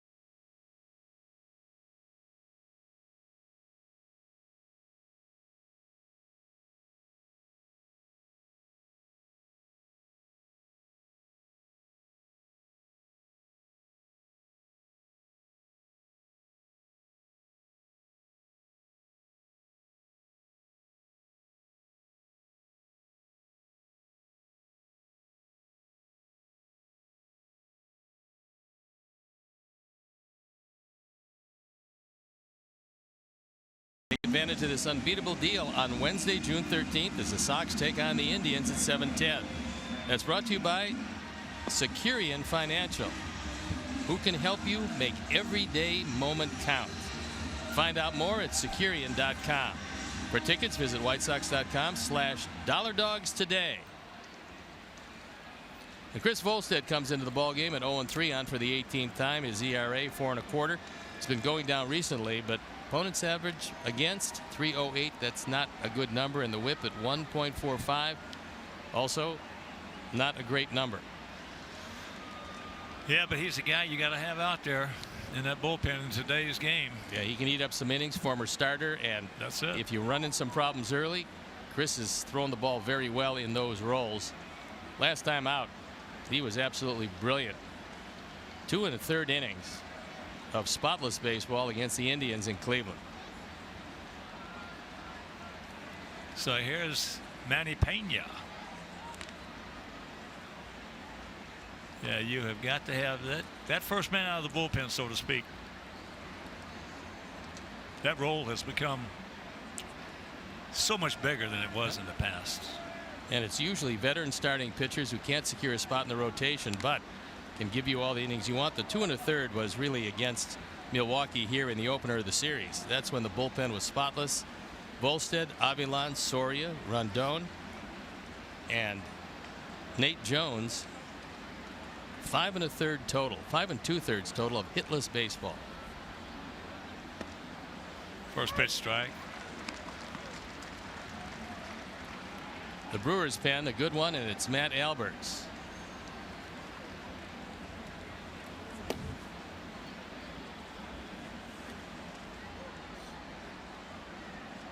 Alberts had some problems in the opener of this series, going to third of an inning, giving up a run on 2 hits. Another strike. Yeah, in the past, the first man out of the bullpen was usually the 25th man on the roster. Yep, that was the long man. Nobody really wanted that role because you were either a failed closer, a failed setup man, or a failed starter. So they dropped you into that role of long man.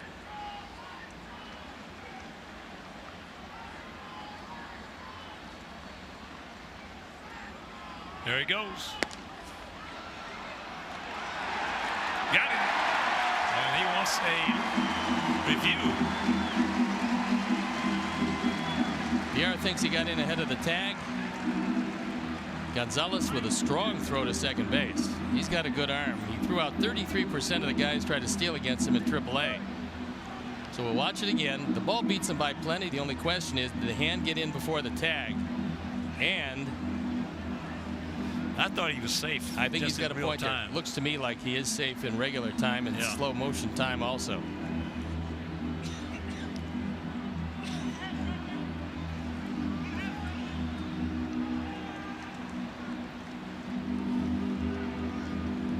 I don't know from that angle. Anyway, it's close. I think that first angle was probably the best look as we slowed it down for you. And the key is always try to make that throw. For all you young catchers out there, there are no outs on the third base side of second. If you're going to miss by even 6 inches to a foot, miss on the first base side of second base, give your defender, whoever's putting the tag on, a chance to lay the tag on him. And the time it took to catch the throw and then come across the bag, it looked like the hand might have gotten in there. But bear in mind, the call on the field is out, and they need conclusive proof to overturn that call. I know one thing, Moncada put it on him in a hurry. He's getting better at tags. And that's kind of an art too, because you'd like to go straight down with your glove, catch it, and the momentum taking it down. But you see it's on the third base side of second. Could very well be that just that maybe 3-4 inches on the other side of the bag might have cost the out. The biggest part of making that play. He goes. No conclusive evidence, and that'll retire the side. We're tied at 1.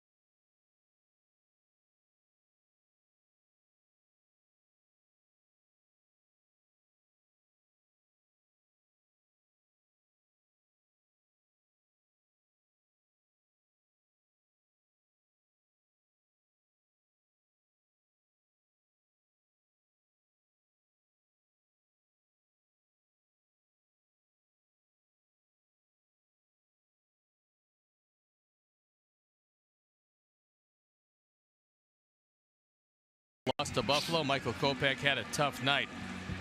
only 2 innings, allowing a season-high 7 runs on 5 hits. Birmingham lost to Chattanooga, but Seve Zavala came back off the disabled list with a home run. Eloy Jimenez extended his hitting streak to 12 games, hitting .417 over that streak. But a big night for Seve. And the Winston-Salem Dash defeated Carolina last night 11-3. Banks had a big night, as did Booker, who went 3 for 3 with the Intimidators losing to Hagerstown. First pitch called a strike. Sanchez not even close. And the count 0-2.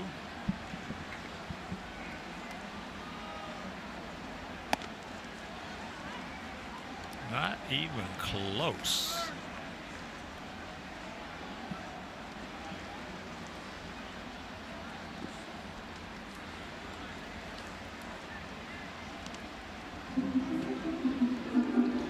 Unlike what Yomer did, he got a chance as that ball got away from Pena. He got a chance to handle the baseball, and he threw it out of play. And why is that a big deal?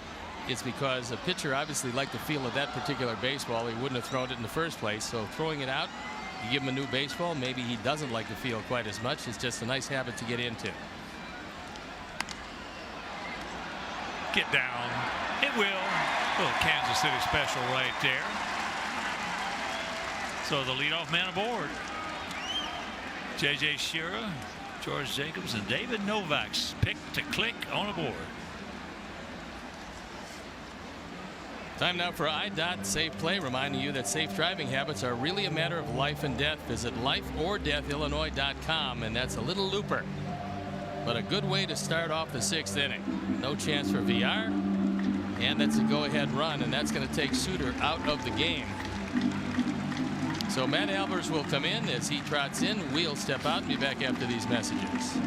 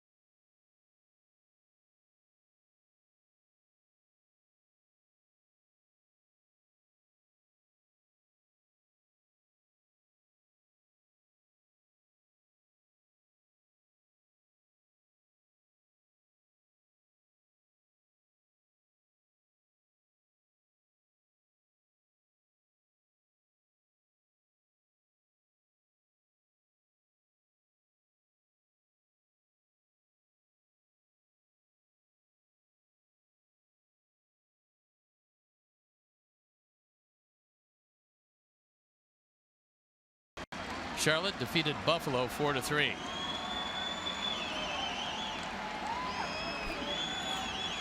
Matt Albers comes into the ball game on for the 23rd time.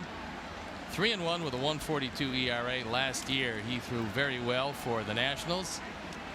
Getting some work out of the pen for Craig Counsell and his staff.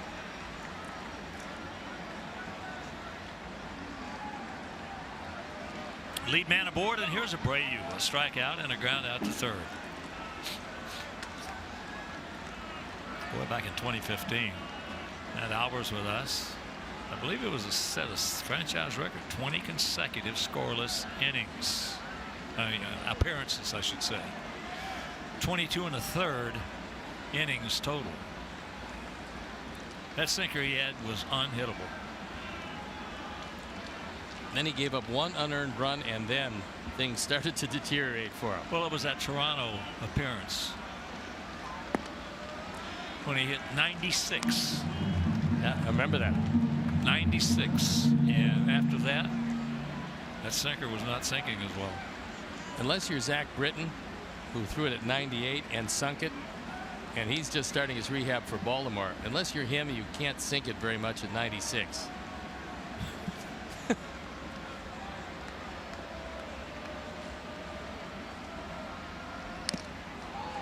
I remember facing a guy from the Giants. And Frank Lindsay? No, Lindsay had a good sinker. Yeah. Bobby Bolin. He pitched the same. They both pitched at the same time. Yeah, he used to whistle while he pitched Bolin. And he was a big guy, about 260 pounds. And that sinker, I'm telling you, that sinker of his, he threw it hard too. Broke at least 8 or 10 inches.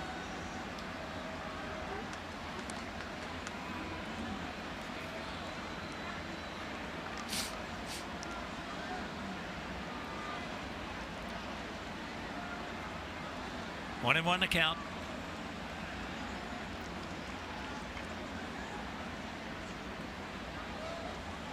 One 5 and 0 for them. 1 3 and 1 for us.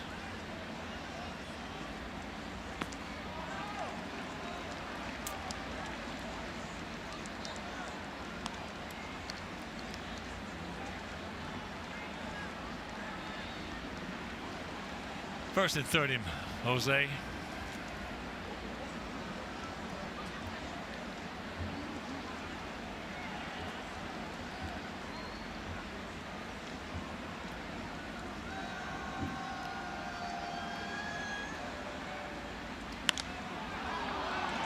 Tried to lift it and pops it up.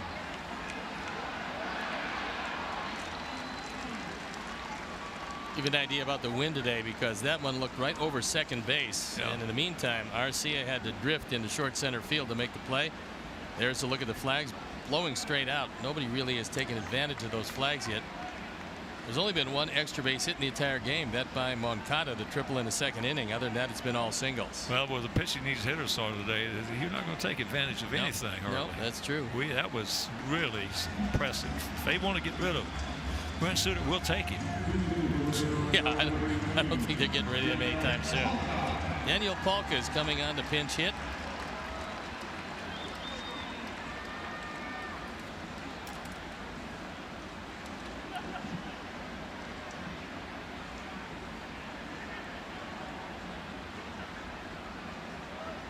Matt gets it close on the first pitch, Daniel is going to be swinging. Yeah, he likes to lift that front leg and take a hack.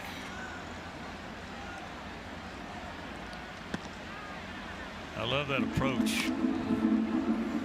That first pitch might be the best pitch you see in the sequence. You might as well go after it if you like it.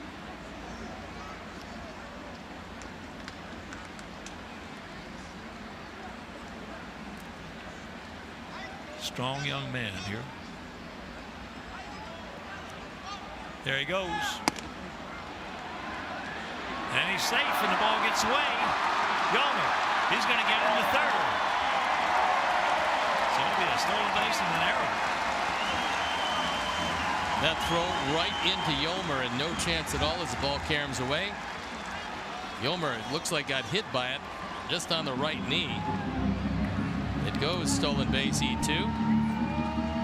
And Yomer swipes his 5th base of the year. He's been caught twice. And that's the 50th for our club. And the ball did get a piece of him as it caromed away, but Yomer does not stop to worry about the contact. See him hit him right in the right knee. He just scampers to third now. The infield has to come in at all 4 positions.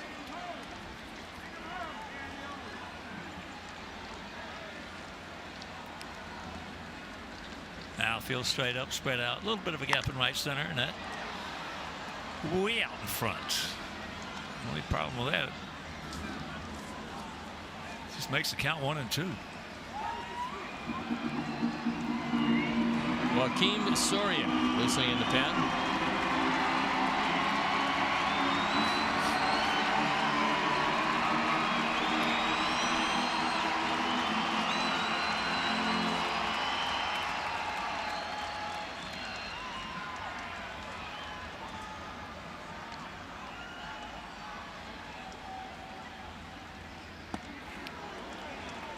Good job by Pena.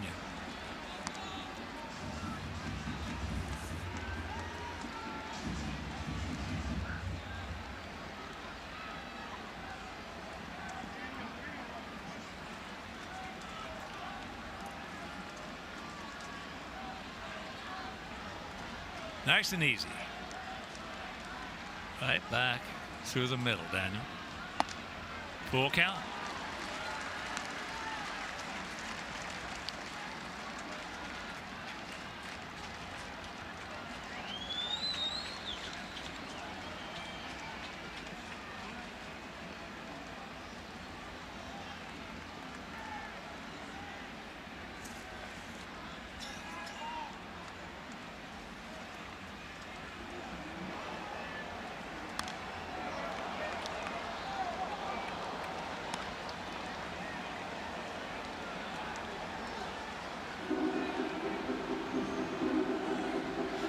Daniel reminds me a little bit of the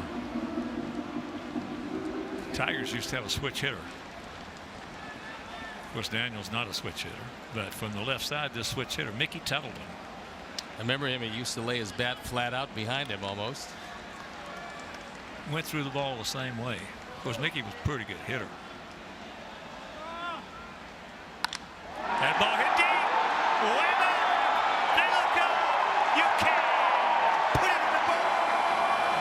Yes. Yes. And the Sox lead it 3-1. And that was a blast as Matt Albers comes in and coughs it up. There was a no-doubter. Wind, no wind.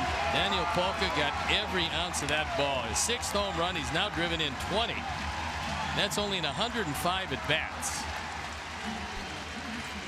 We'll watch it again as that sinker stayed up belt high in the middle of the plate. The high leg kick, and he got all of it. He's dangerous. Yes, he is. He is. I mean, that's 20 quick RBIs.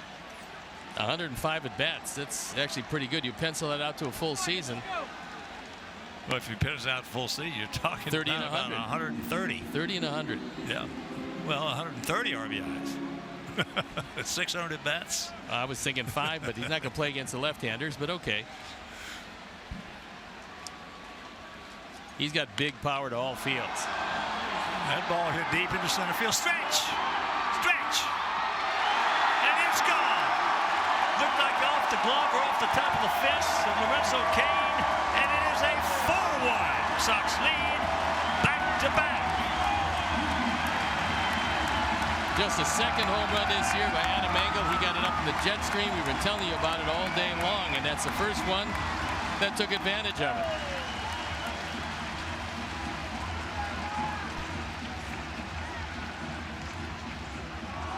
He goes down and gets it on a normal day, maybe not out of the park, but this is not a normal day.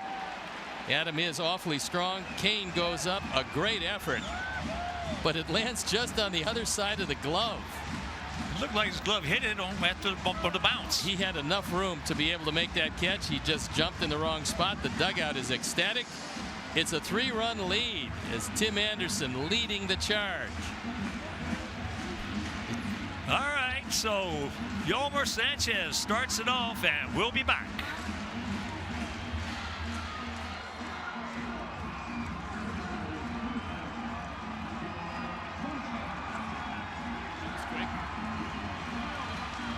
That was quick. We are Matt back. Albers stays in the game, and the rally continues.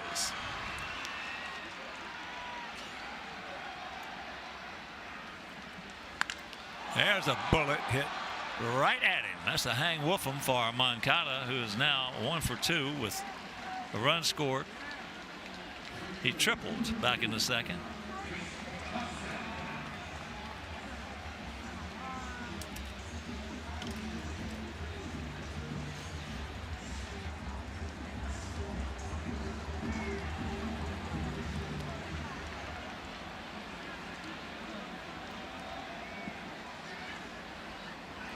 Here's Trace. Trace ground out to short and a strikeout.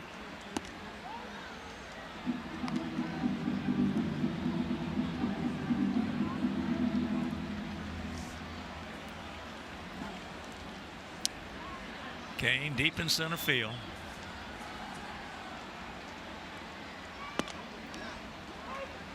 Slider, and he takes it for a strike.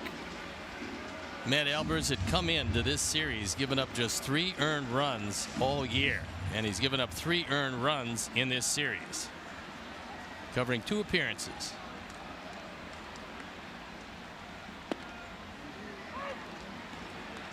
Checks it up in the count 1-2.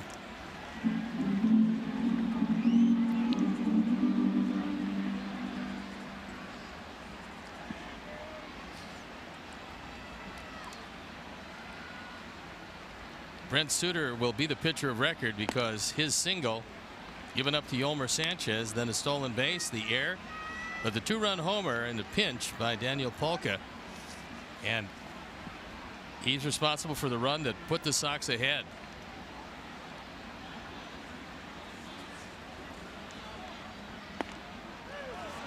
Calls him out on a pitch. So 2 home runs back to back, 2-run shot by Daniel, and a meet. 4-1 Sox.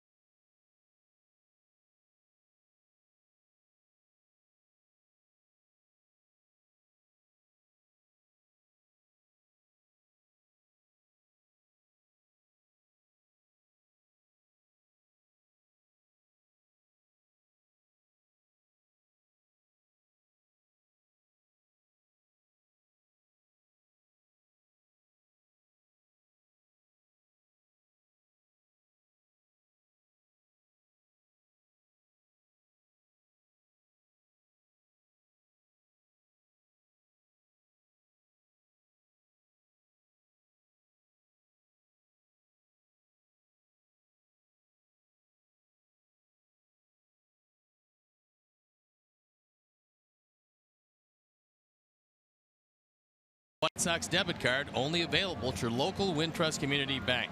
Go to wintrust.com/White Sox to learn more. Wintrust Community Bank, member FDIC. Joaquim Soria comes in the ballgame to protect the 3-run lead. On for the 21st time. He's 0-2. His ERA a touch over 4, and last time out in the opener, he threw it about as well as he's thrown it all year long, going an inning with 2 strikeouts, and it was a spotless inning.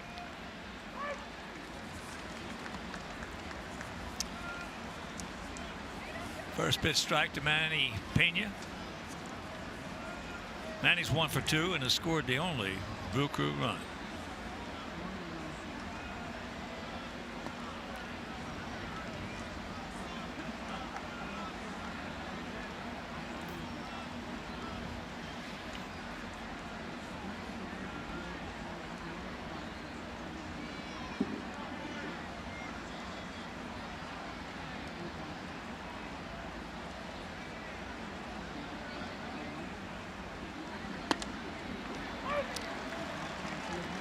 Strike on the inside corner, and a count 1-2. Boy, Soria for a couple of years there with Kansas City was just automatic. He was a lockdown closer with just great stuff. You can still see shades of it on occasion, but the big fastball is gone. He gone.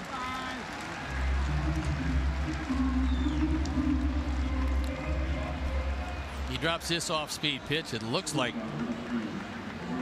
it's a splitter. It just dives down and in, and Pena can't get to it.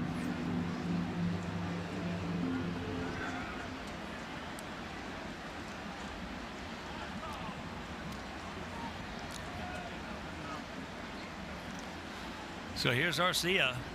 Orlando is 1 for 2, a strikeout and a single. Takes first pitch strike. Yeah, when he was with Kansas City, it was just automatic 0-1, probably 0-2. Worst 1-2. There's that hook.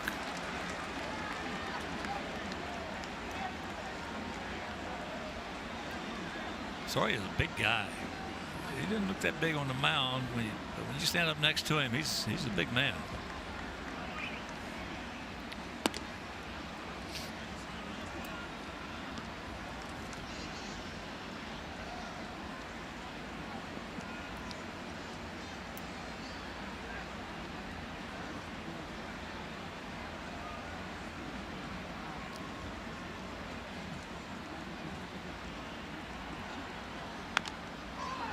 Nubs it right side.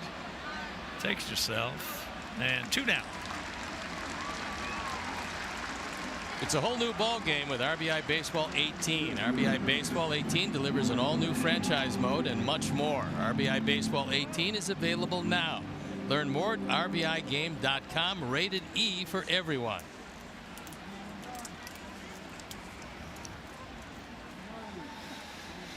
Two down. Back to the top of the order.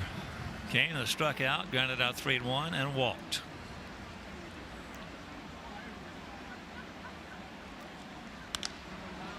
That's going to be a souvenir right side.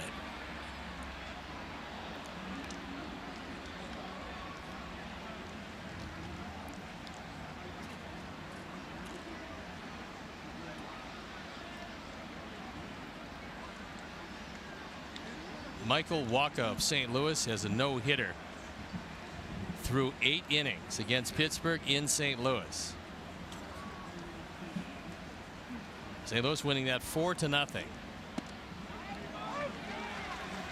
0-2. Now Wacha is not bad.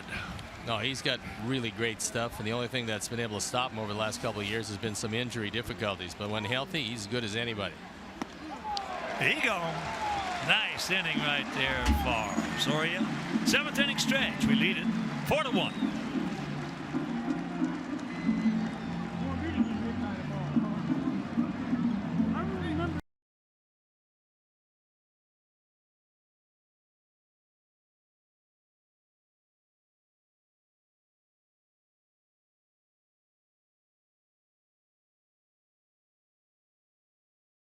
Welcome Miles Hayes for the singing of God Bless America. God bless America, land that I love. Stand beside her and guide her through the night with the light from above. From the mountains to the prairies, to the oceans wide with foam. God bless America, my home, sweet home. God bless America, my home, sweet home.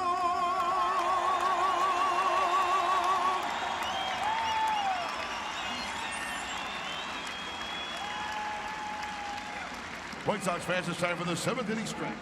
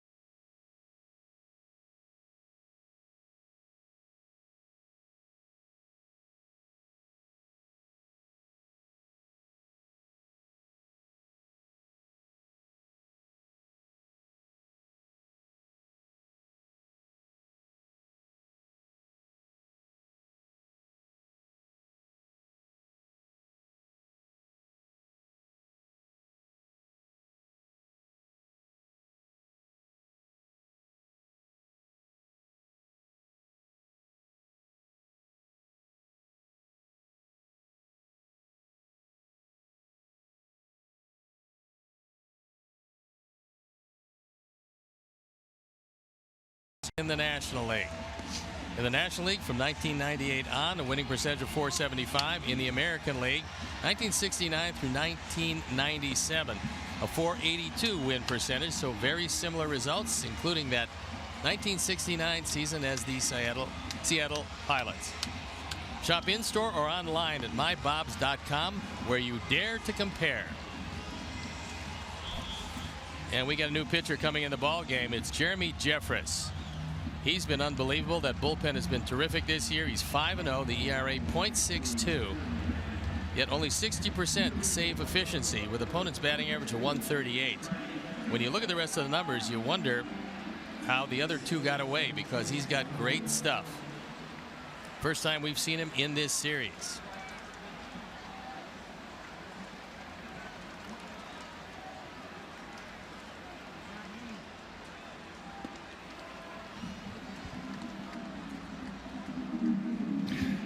So here's Charlie Tilson, a pop up to short and a walk, and that walk turned out to be a big walk, one of the best at bats of the game, and eventually led to a run for us.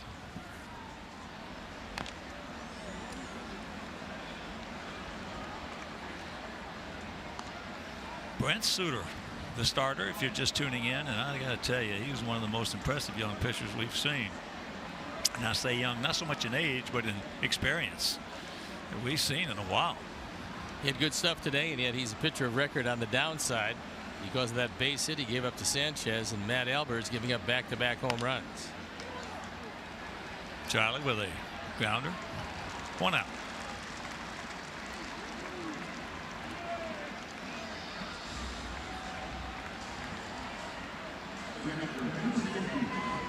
Our fourth drive of the game came in the 5th inning. Alfredo Gonzalez taking it through the left side. His first major league hit. Yoan Moncada streaking to the plate. He's going to make it. First run of the ball game for the Sox. And he's going to keep that baseball forever. Visit your local Ford store, buyfordnow.com.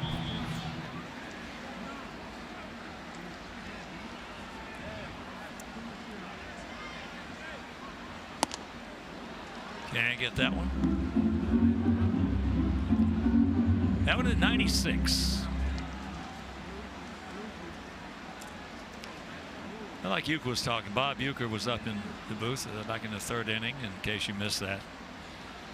And he was talking about that the way things are going in this game, you know, not too much down the road in the future.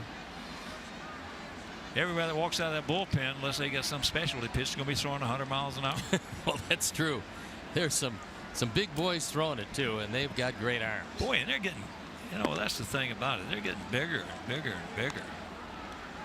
The biggest guy I ever faced was Dave DeBuscher, White Sox pitcher, and he was 6'6". Yep.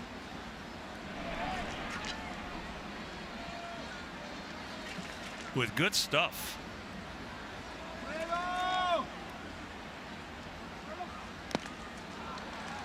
Two down.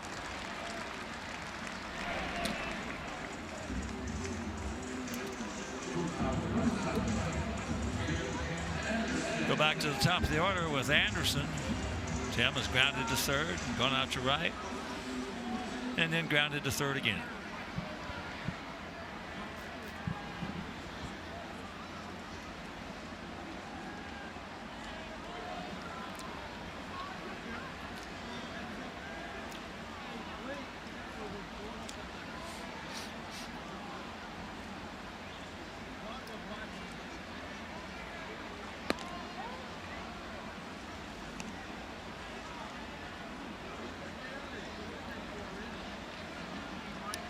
Bit of a gap out there in left center.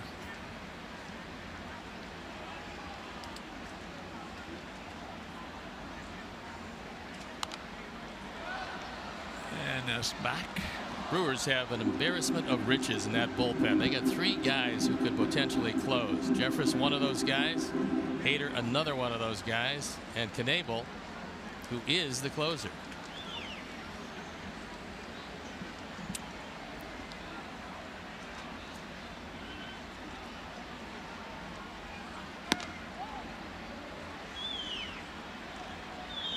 Nate Jones and Jace Fry throwing in the pen.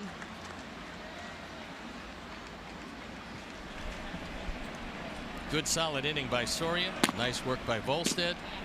And Avilan came on and did his job in relief of Dylan Covey, who threw 5+ and threw it very well today. 1 run on 4 hits, 7 big strikeouts, and Dylan keeps getting better and better. Yes. Yes, he is.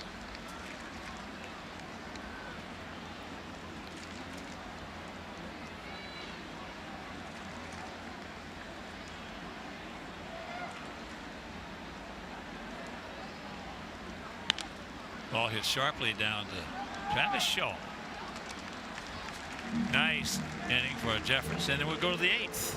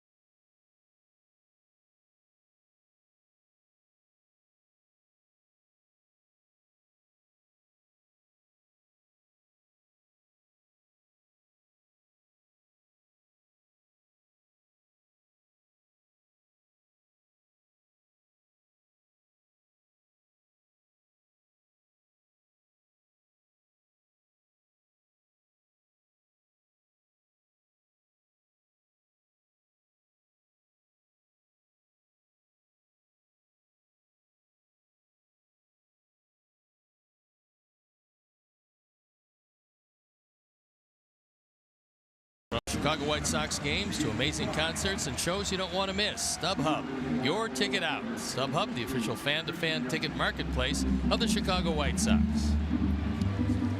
A new pitcher in the ball game, and it is Jace Fry. On for the 13th time, ERA a touch over 2. Opponent's batting average at 133. He's been awfully good. That's an easy play. It's exactly where you want to see that bunt. Right at your first baseman. And Jose with 1 step on the bag. So 1 pitch, 1 out. Yelich now 0 for 4. Aguilar, he's 1 for 3. Had a single back in the first inning. I mean, a rocket single right back through the middle. And then you got Travis Shaw, another left-handed hitter, on deck. Looks like for the first time all season that Ricky Renteria is able to establish a little bit of a rotation out there in that bullpen. Well, he's got his guys that he wants to use in games where the boys are ahead, and some guys that he wants to use when there's an early blowout. Chris Volstead is one of those guys, but he threw today and threw very well in a situation where he went 1/3 of an inning. And so there's certainly, he's got a great idea about the guys at the end, and Nate Jones is fitting right into that pattern. Soria throwing better now gives him a 7th inning option, and Jace Fry has been so good that he's actually eased himself into a late inning role, especially when the team is ahead. There you see what it looks like with Soria, Volstead, Avilan already used, and now Jace Fry is that one lifted to right field. An easy play for Thompson. He makes a play, and quickly 2 up and 2 down.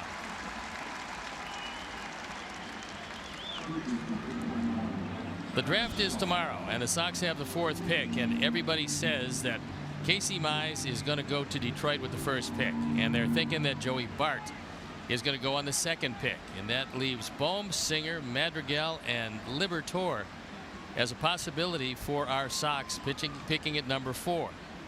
So it's a fairly deep first round, and you're going to get a good play regardless of where you pick. And we've had Nick Hostetler up and saying that it doesn't really matter who falls. They're not going to draft for need. They're going to draft for the best player available, whether he throws the baseball or whether he hits the baseball, whether he plays infield or outfield, or whether he's a left or right-handed pitcher. It doesn't matter. They're going to take the best available at 4 and then hope to strike gold like every other team somewhere from the 10th to 15th round. That will determine the draft. That one right at Jose. Catches it cleanly, and it's 3 up, 3 down. We head to the bottom of the 8th inning. Sox lead 4-1.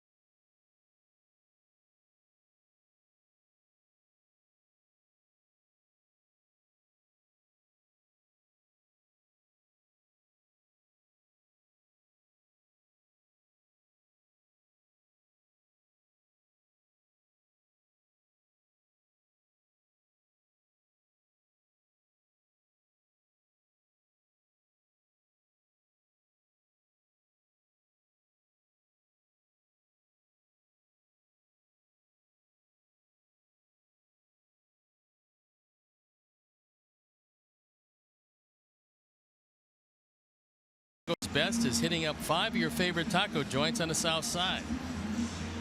Did they check out? Were they your favorites? Watch tonight at 10 o'clock on WGN to catch all the taco madness. And Dan Jennings comes into the ball game. He's 3-1 ERA, 3.04. We've seen him in this series, and we're going to see him again. And odds are overwhelming he will not rush into this.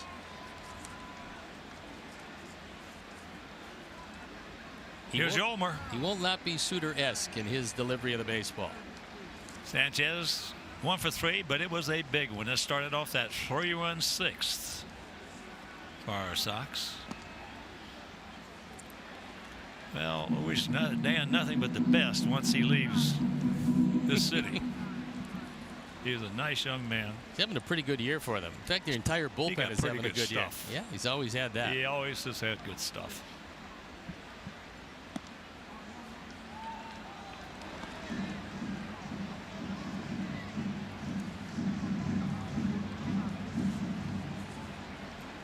One to count. Yolmer, J.J. Shira, George Jacobs, and David Novak's pick to click.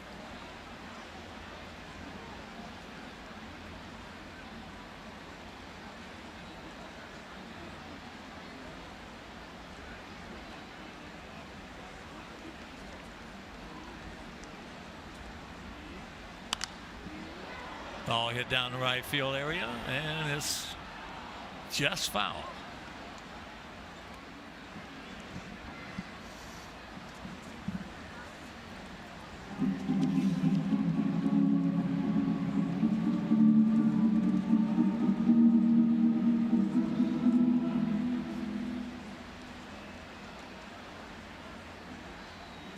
saw Dan in the opener of this series.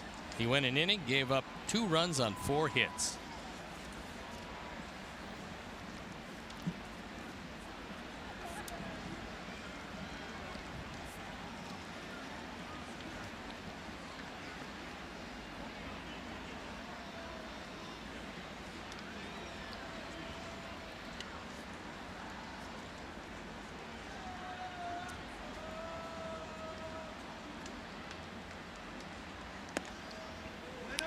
Another good at bat. Sorry, Ulmer. Off day tomorrow, and then a doubleheader starting that series in Minnesota on Tuesday. Only 2 off days in June, and it's going to be 6 days and 7 games with the 4-game series in Minneapolis. Well, you know, in our time zone, of course, I'm older than Steve, but in our time zone, it was nothing to have 7 games in 6 days. He always had a doubleheader on Sunday. Those were Charlie Maxwell days in Chicago at Old Comiskey Park. Charlie was one of the best Sunday hitters the game's ever seen. For our older fans out there, left-handed hitter.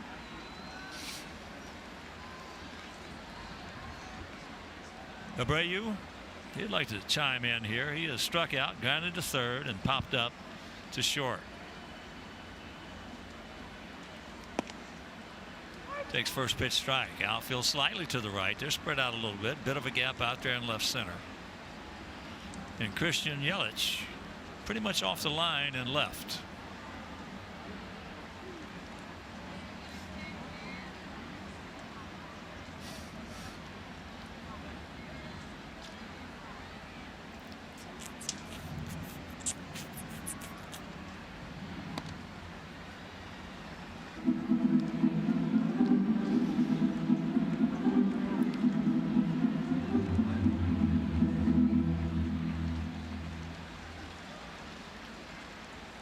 One ball, one strike.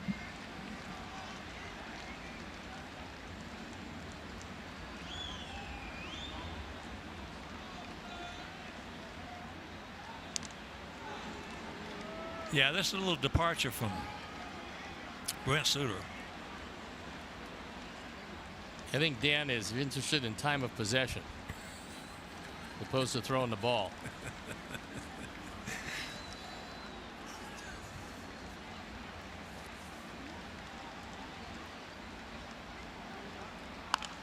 There's a rocket base hit. Thank you very much. Down into the corner.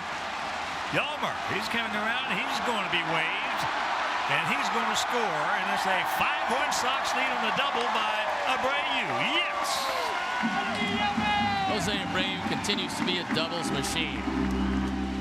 His first hit of the day drives home his 32nd run and takes it right down the line. And Jose now with 21 doubles. This is a cutter or slider inside, low and in.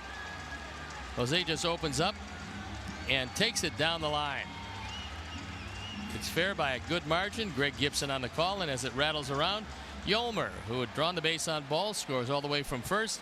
A very comfortable 4-run lead. So here's a man with a big hit. Daniel Palco.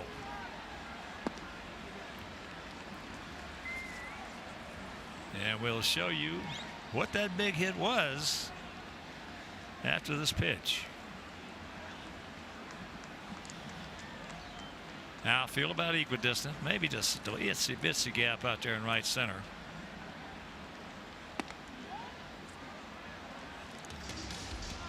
A Volkswagen replay, and it's a bomb in the pinch. Pinch hit home run. Visit your local Volkswagen dealer or VWDealer.com. That a no-doubter. 108.6 exit velocity, and Daniel just cranks it.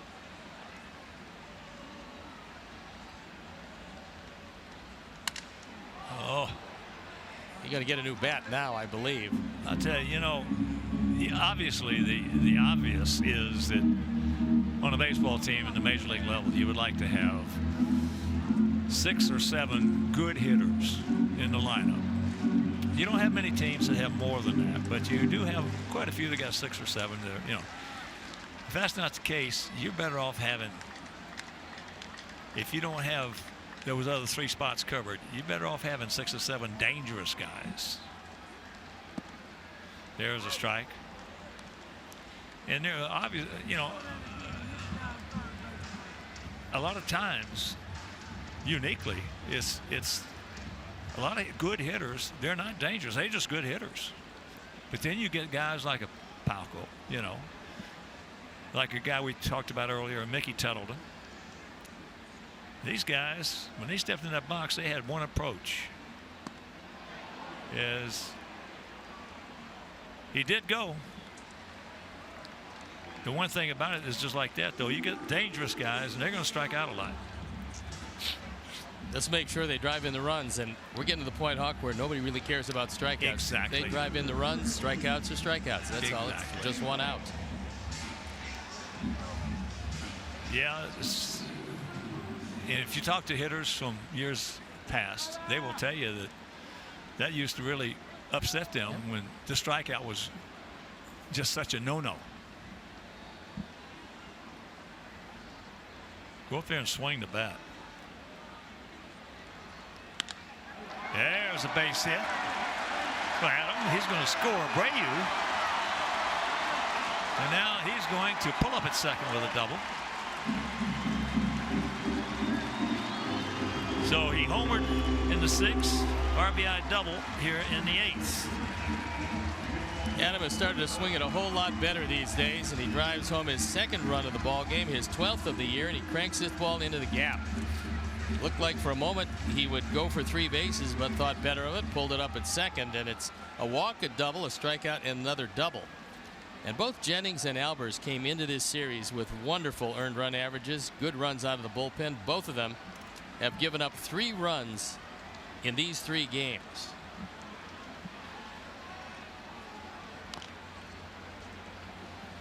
Big hack by Moncada, who has tripled, walked, lined hard to right, and also scored on that base on balls.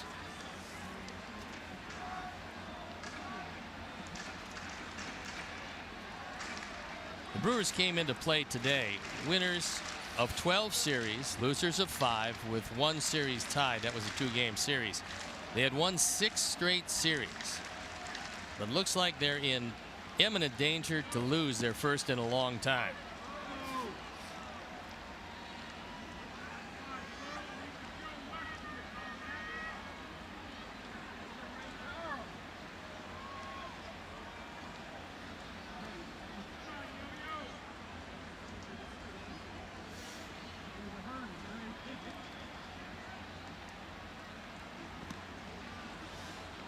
One and 2 the count.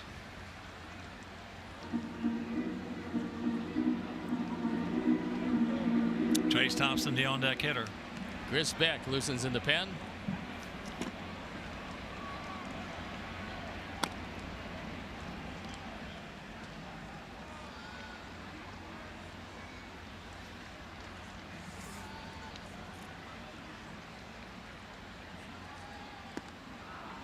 Big hack.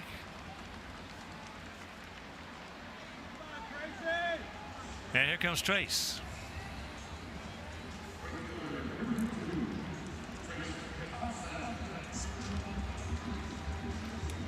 Trace looking for his first hit. He's 0 for 3. And after that off day tomorrow, that doubleheader on Tuesday at Target Field, we're going to be running Ronaldo Lopez and Lucas Giolito out there in that doubleheader. Twins have yet to announce their 2 pitchers. One of the guys we're likely to see is Barrios, and Boy, as well good. as he's thrown, he's won 6 games this year, and the game he threw against us in Minnesota, I saw that. That was as dominating a performance as we've seen all year. We had no chance. Nope, 0. Slider was unhittable that night. You know, that's the thing about, and there's where Ted Williams was such a guru, so to speak, as far as common sense goes, that he would talk to hitters and he would tell them, you're going to go to that plate a lot of games, and that guy's 60 feet 6 inches away is going to be better than you are that night. He said, but you have got to understand that. If you can't understand it, you never will reach your potential. He said you can never reach your potential unless you understand how to take an 0 for 4.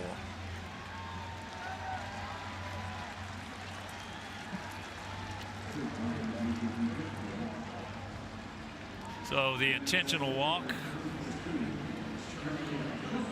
to Trace. And here's Charlie Tilson, who had a big at bat, a walk back in the 5th inning. He was 0 for 2, pop a short and ground out 3-1.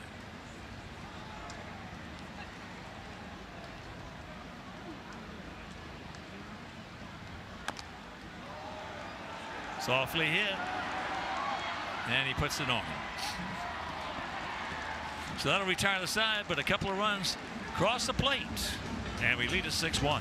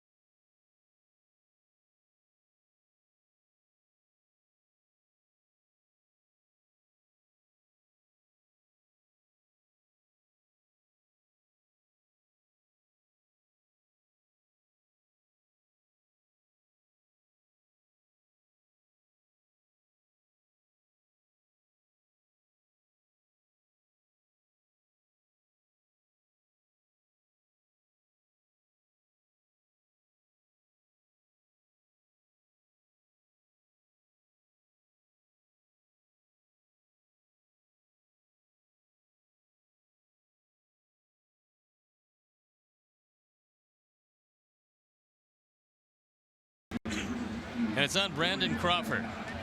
Last 28 games, he's been red hot for the Giants. .415 with 4 home runs. He's driven in 21 runs. Boy, that's a good run. 10 doubles, on base percentage and slugging percentage commensurate with that performance. So Toyota, let's go places. And we got a new pitcher in the ball game, and it is Chris Beck. And here's Domingo Santana.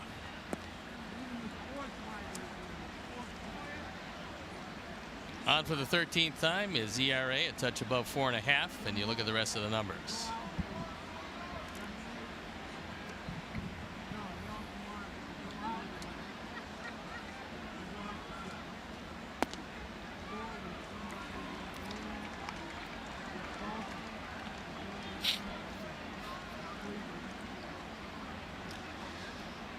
Make him swing the bat, Chris. 2-0 to count.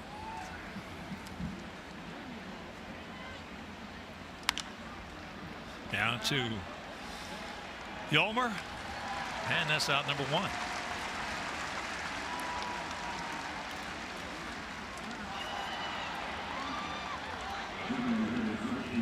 A little over 25,000 here today. A really good crowd on just a beautiful day for baseball.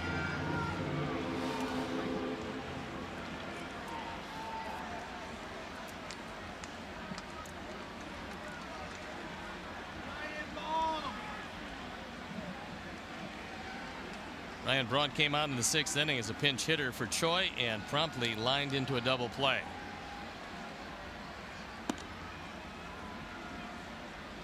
Took that pitch nicely.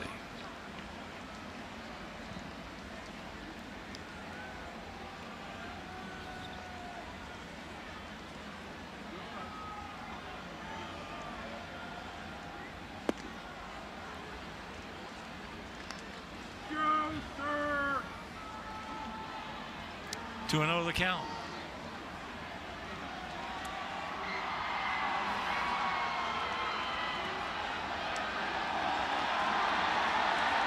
Whoops. That young man about 5 minutes from now is going to wish he hadn't done that.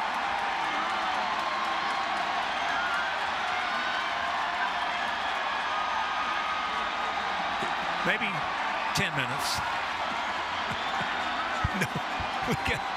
Nobody can catch him. Oops. Well, they caught him there. He cut off the angle and then leveled it.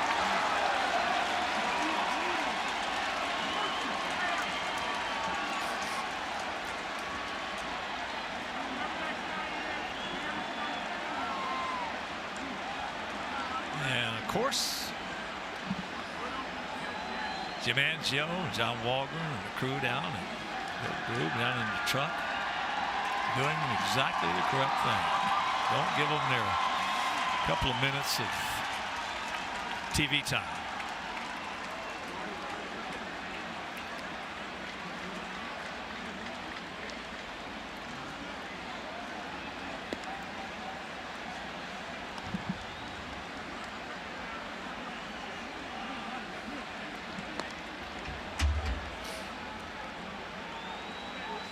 So Chris taking some warm-up tosses here while the Chicago's finest will clear the field.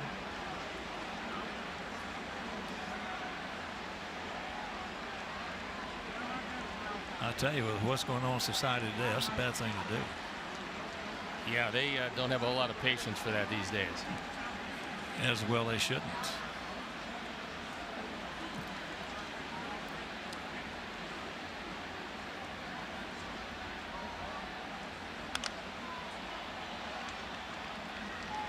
I remember in years past, it was, of course, this was a different scenario.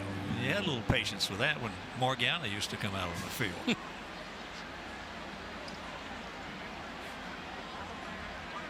2-1.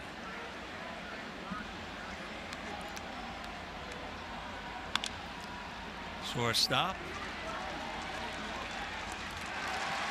2 down.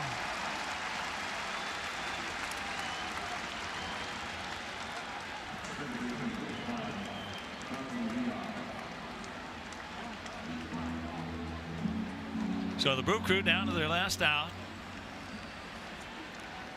And here is Villar. Jonathan. He's going to snap their 6-series streak and make them 12-6, which is still awfully good. Well, as when Bob Uecker was up here, we're talking, they've gone through enough down years for a while. Yeah, they have. And he was talking about how Craig Counsell was exactly the right guy to turn this thing around, as we got the right guy to turn us around in Rick Renteria. 0-1 to count.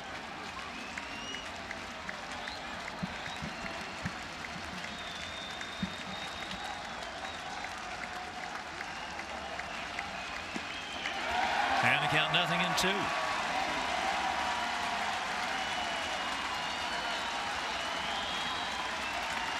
Fans on their feet. They certainly have enjoyed this one and enjoyed this series. This is a very good ball club, and the Sox look like they're going to take 2 of 3.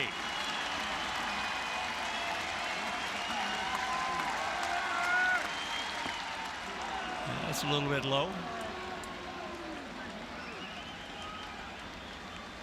That was yesterday's giveaway, those gorgeous road shirts from 1983.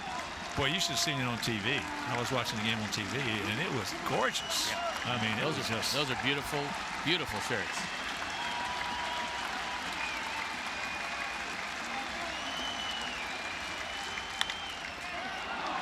Up the middle. Couldn't find the ears on it. That'll go as a base hit, no doubt.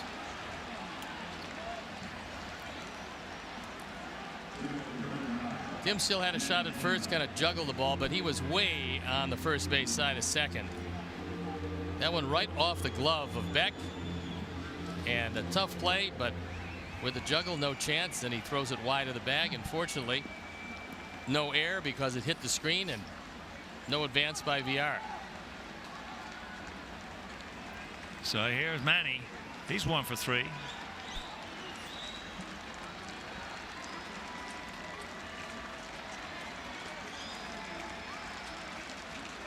There he goes. There's no attempt, no stolen base. Indifference.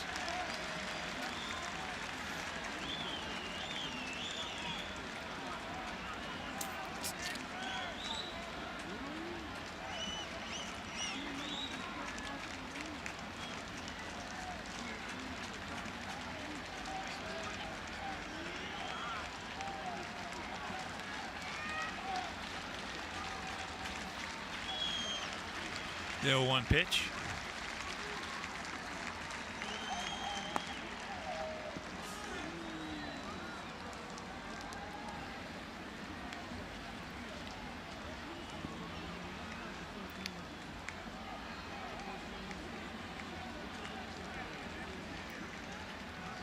If you're just tuning in, Dylan Covey started for us and was just outstanding. 2-1. He threw the ball extremely well, and he just had a tremendous presence out on that bump. He was very aggressive today, striking out 7 in 5+ innings, giving up just the lone run on 4 hits. Yeah, his body language was speaking loud and clear today. High pop-up, and when this ball comes down, this game will be over. Just over. Got it. So the Sox take the rubber match, and some good pitching today from Covey, the bullpen, and we'll be back.